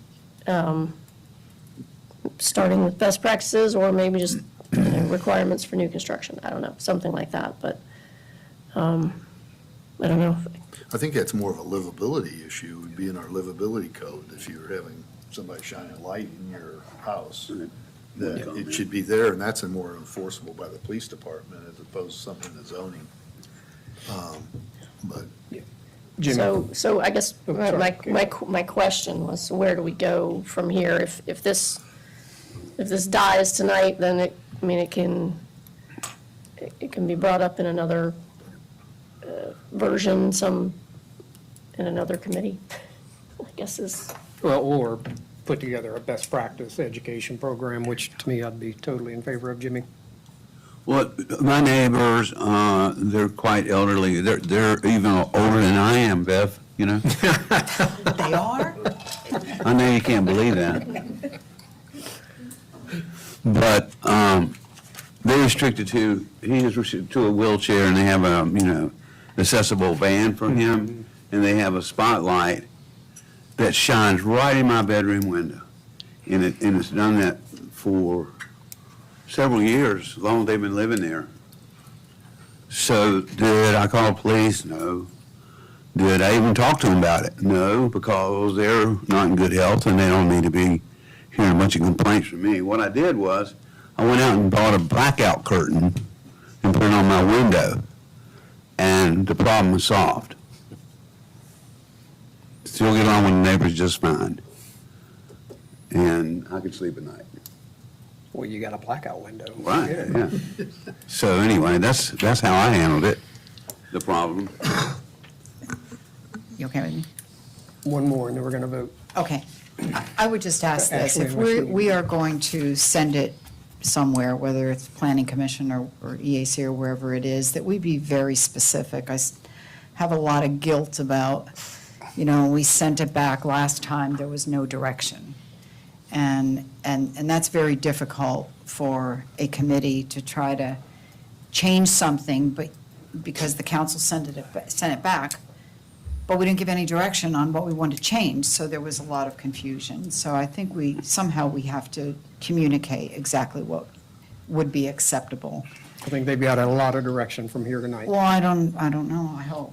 It's a best practice. I don't think it's an ordinance. Okay. That is unenforceable. This is not new information. Okay. I'm in rusty, I don't think it's needed. Ashley? I know we need to wrap it up, and I have a very long list, but I won't do it all. I'll just forward it on to wherever we decide it needs to go, but just a couple of comments to kind of throw out there that I had, specifically regarding, it says for 40 watts or 300 lumens, but in my research that I showed, a 9-watt LED bulb can put out 800 or more lumens. So that was kind of a discrepancy or confusion that I had from my end. And then the other, issue is with the sea turtle lighting. It removed the old low-pressure sodium requirement. So replacing that with the 3,000 Kelvin bulb, I was reading, is actually not what is safe for turtle lighting. So just kind of want to throw that out there to look at and make sure that what we're proposing and potentially putting in a, best practice guideline is actually the best moving forward. Thank you. All right, we've got a motion and a second. All those in favor say aye. Opposed? Nay. Nay. Next item, first reading. These are by title only. Ordinance 2026-08, an ordinance to amend procurement and purchasing procedures. Is there a motion? Motion to approve. Second. All those in favor say aye. Aye. Opposed? Thank you. We're not going to have discussion? Not on first reading. Oh, okay. Next item, first reading, title only, ordinance 2026-09, an ordinance to regulate overfilling dumpsters. Motion to approve? Second. All those in favor say aye. Aye. Opposed? Nay.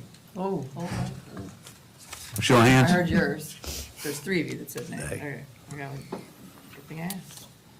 No resolutions tonight. Miscellaneous, the only item I would bring up here, council, you've got a calendar request for mid-ish October. We had talked about doing 2 town halls. We did one in the spring, talked about doing one in the fall, so we'd like to get that calendared. Carrie, I know we need to check with your area. So once we can start nailing down a date, right, I think we're looking at October 20th right now, if I remember I've right. received 2 responses. Okay, so if you can get back to Nicole as soon as you can, just so we can get that calendar, that would be great. Douglas, capital projects update? Yes, Mayor, thank you. The first one there is the Waterway Boulevard project. That project they have been struggling with coordination with AT&T and SCDOT. That's held them up for probably the better part of 2 weeks. They have resolved that conflict and that problem, and AT&T is has the permission they need to get their utilities out of the way, and which would allow the contractor to progress in parts of the project that he hasn't been able to make as much progress as he had hoped to. But they are still progressing well. They're finding, they're continuing to work even when they have days that they can't work on what they're planning to work on. There are still a series of change orders, some to the city's benefit, one that's a cost to the city.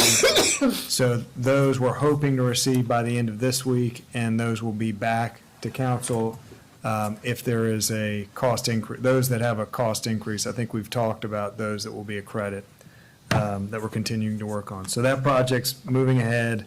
Like most projects, has some issues, but none are large, and contractors still doing a very good job there. The next project on the list here is Palm Boulevard Drainage Project between 38th and 41st Avenue. This is a project that we really have kind of had on pause, and this project was slated in our budget to happen this year, but it was dependent on earmark money or grant money. We think that we're receiving indications of good news from state legislature on grant money being awarded for it. I think we'll know that definitively any day now. Assuming that happens, I would like to work through the Public Facilities Committee and get this project back on track. It's slated to be done this year, this fiscal year, with that grant award, and if we're going to do that, we need to kind of get to it pretty quickly. Comment on that. Sorry, Scott. Question? Yes, I think this was the project that went from like 1.5 to 5. Yeah. And we're just kind of sliding along like, well, that's okay, we're going to figure out a way to cover it and just keep going.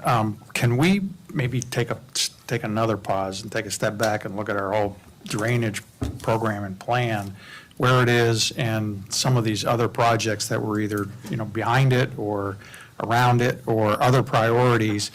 Because for us to spend another $3.5 million on a project, I think we, relative to what we were going to get as far as benefit for that $1.5 million, probably made total sense. Can we get more benefit spending $5 million in other parts of the drainage portfolio that we've had on the docket that we, might want to take a look at, as opposed to just charging ahead with a project that we already had? I mean, I'd like to do that and just get some assurance that we are spending the $5 million as wisely as we possibly can and get the best benefit that we can. Maybe there are some other projects that were on board in the queue that maybe we can get 2 or 3 projects done that would give us more bang for the buck. Yeah, we can certainly look at the, Because we've got the we have a master plan. drainage master Yeah. plan, identifies a lot of projects. I will say that I think I don't think there was anything specific about this particular drainage project that made it more expensive. There were some conflicts that were planned for, that came up, that got rolled into that budget after the fact. I do think if we go back to kind of conceptual drawings with those old pricing numbers assigned to them, we would find ultimately that all of them have gone up.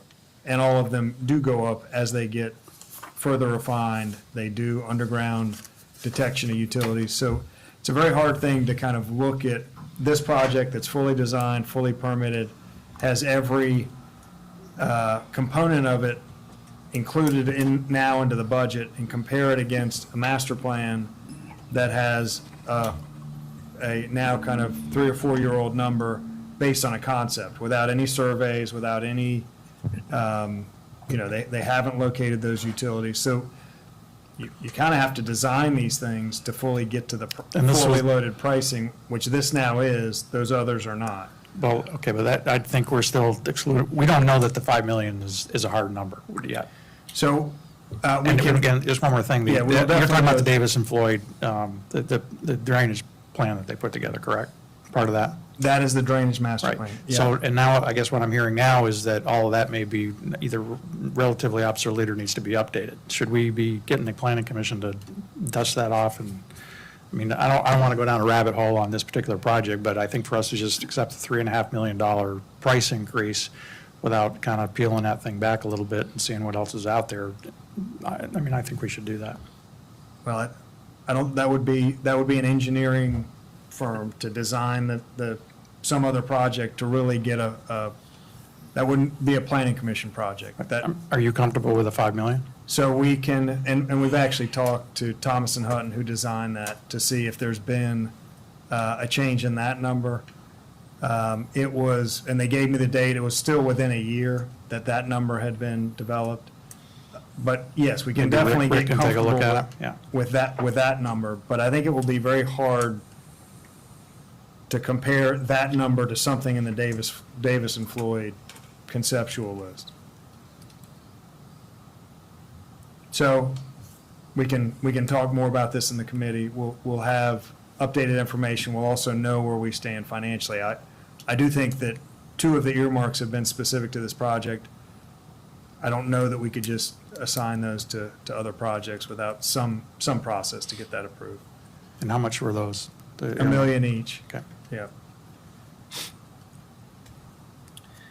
Next project on the list, the Isle of Palms Marina, green space and the parking lot refurbishment for the Islander 71 project. Those plans have been finalized by Klein Engineering. We have just posted the solicitation for bids earlier this week.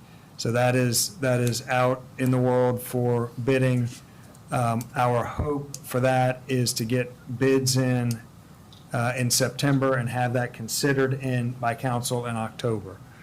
That would allow them the time that they would need. This is, again, a project that has a very tight construction timeline associated with it. It has to happen in January and February, so we're being very watchful on the calendar on that one because it's very time constrained. So that project's progressing well. So the bids have to be in by when? I think it's towards the end of September to allow those to work through committee in October. I think it's September 20th-ish. Next project, marina dredging. This one is still in permitting with, well, it's through permitting, but we're requesting permission to use the Army Corps spoil sites.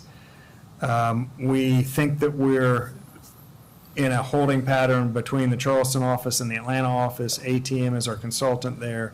They have indicated that they're trying to get some motion to get that to the Atlanta office. We've had contact with our local Army Corps consultants. They realize that this also has a timing component to it, so they're trying to push that project forward. So hopeful that this will still be able to take place this winter.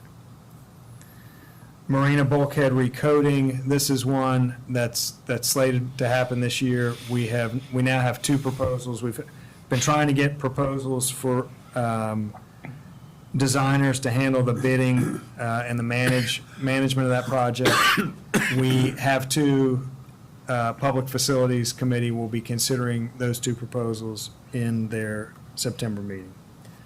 Beach restoration, you've heard from Stephen on that. Unless there's any questions on that for the staff, I'll skip over that one. And the next 2, the undergrounding power lines and the DOT bike lanes, I don't have updates for that. Thank you, That's it, Douglas. Mayor. Yep. Next item is lobbyist update. I know you had some information in our packet, federal and state, kind of what's been going on there. Anything you want to update there? No, just that today, we did hear good news from our state lobbyist that it appears that $1 million has been approved towards that Palm Boulevard project, and also beach walkovers and there is another one. Green space.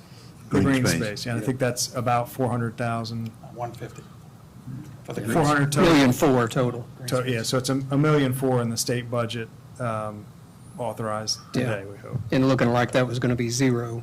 So $1.4 million Yeah. was a pleasant surprise from our state lobbyist today. It still has to go through the Senate, but they It's said been- they felt like it looked really good. Right, it's been through Senate, been through House, just need a governor's signature at this point. But the lobbyist letter said something. It's been through both. It happened, all was- that happened today. Yeah. Oh, it Kind did? of- Yeah. Kind of last. I think they week. wrapped up about 3 or 4 o'clock this afternoon. So that's it? Okay, Mayor? thank you. Need for executive session, assuming not? No. No, there being no further business. Motion to adjourn. Second. All those in favor? Aye. Off record at 8:09. Thank you all.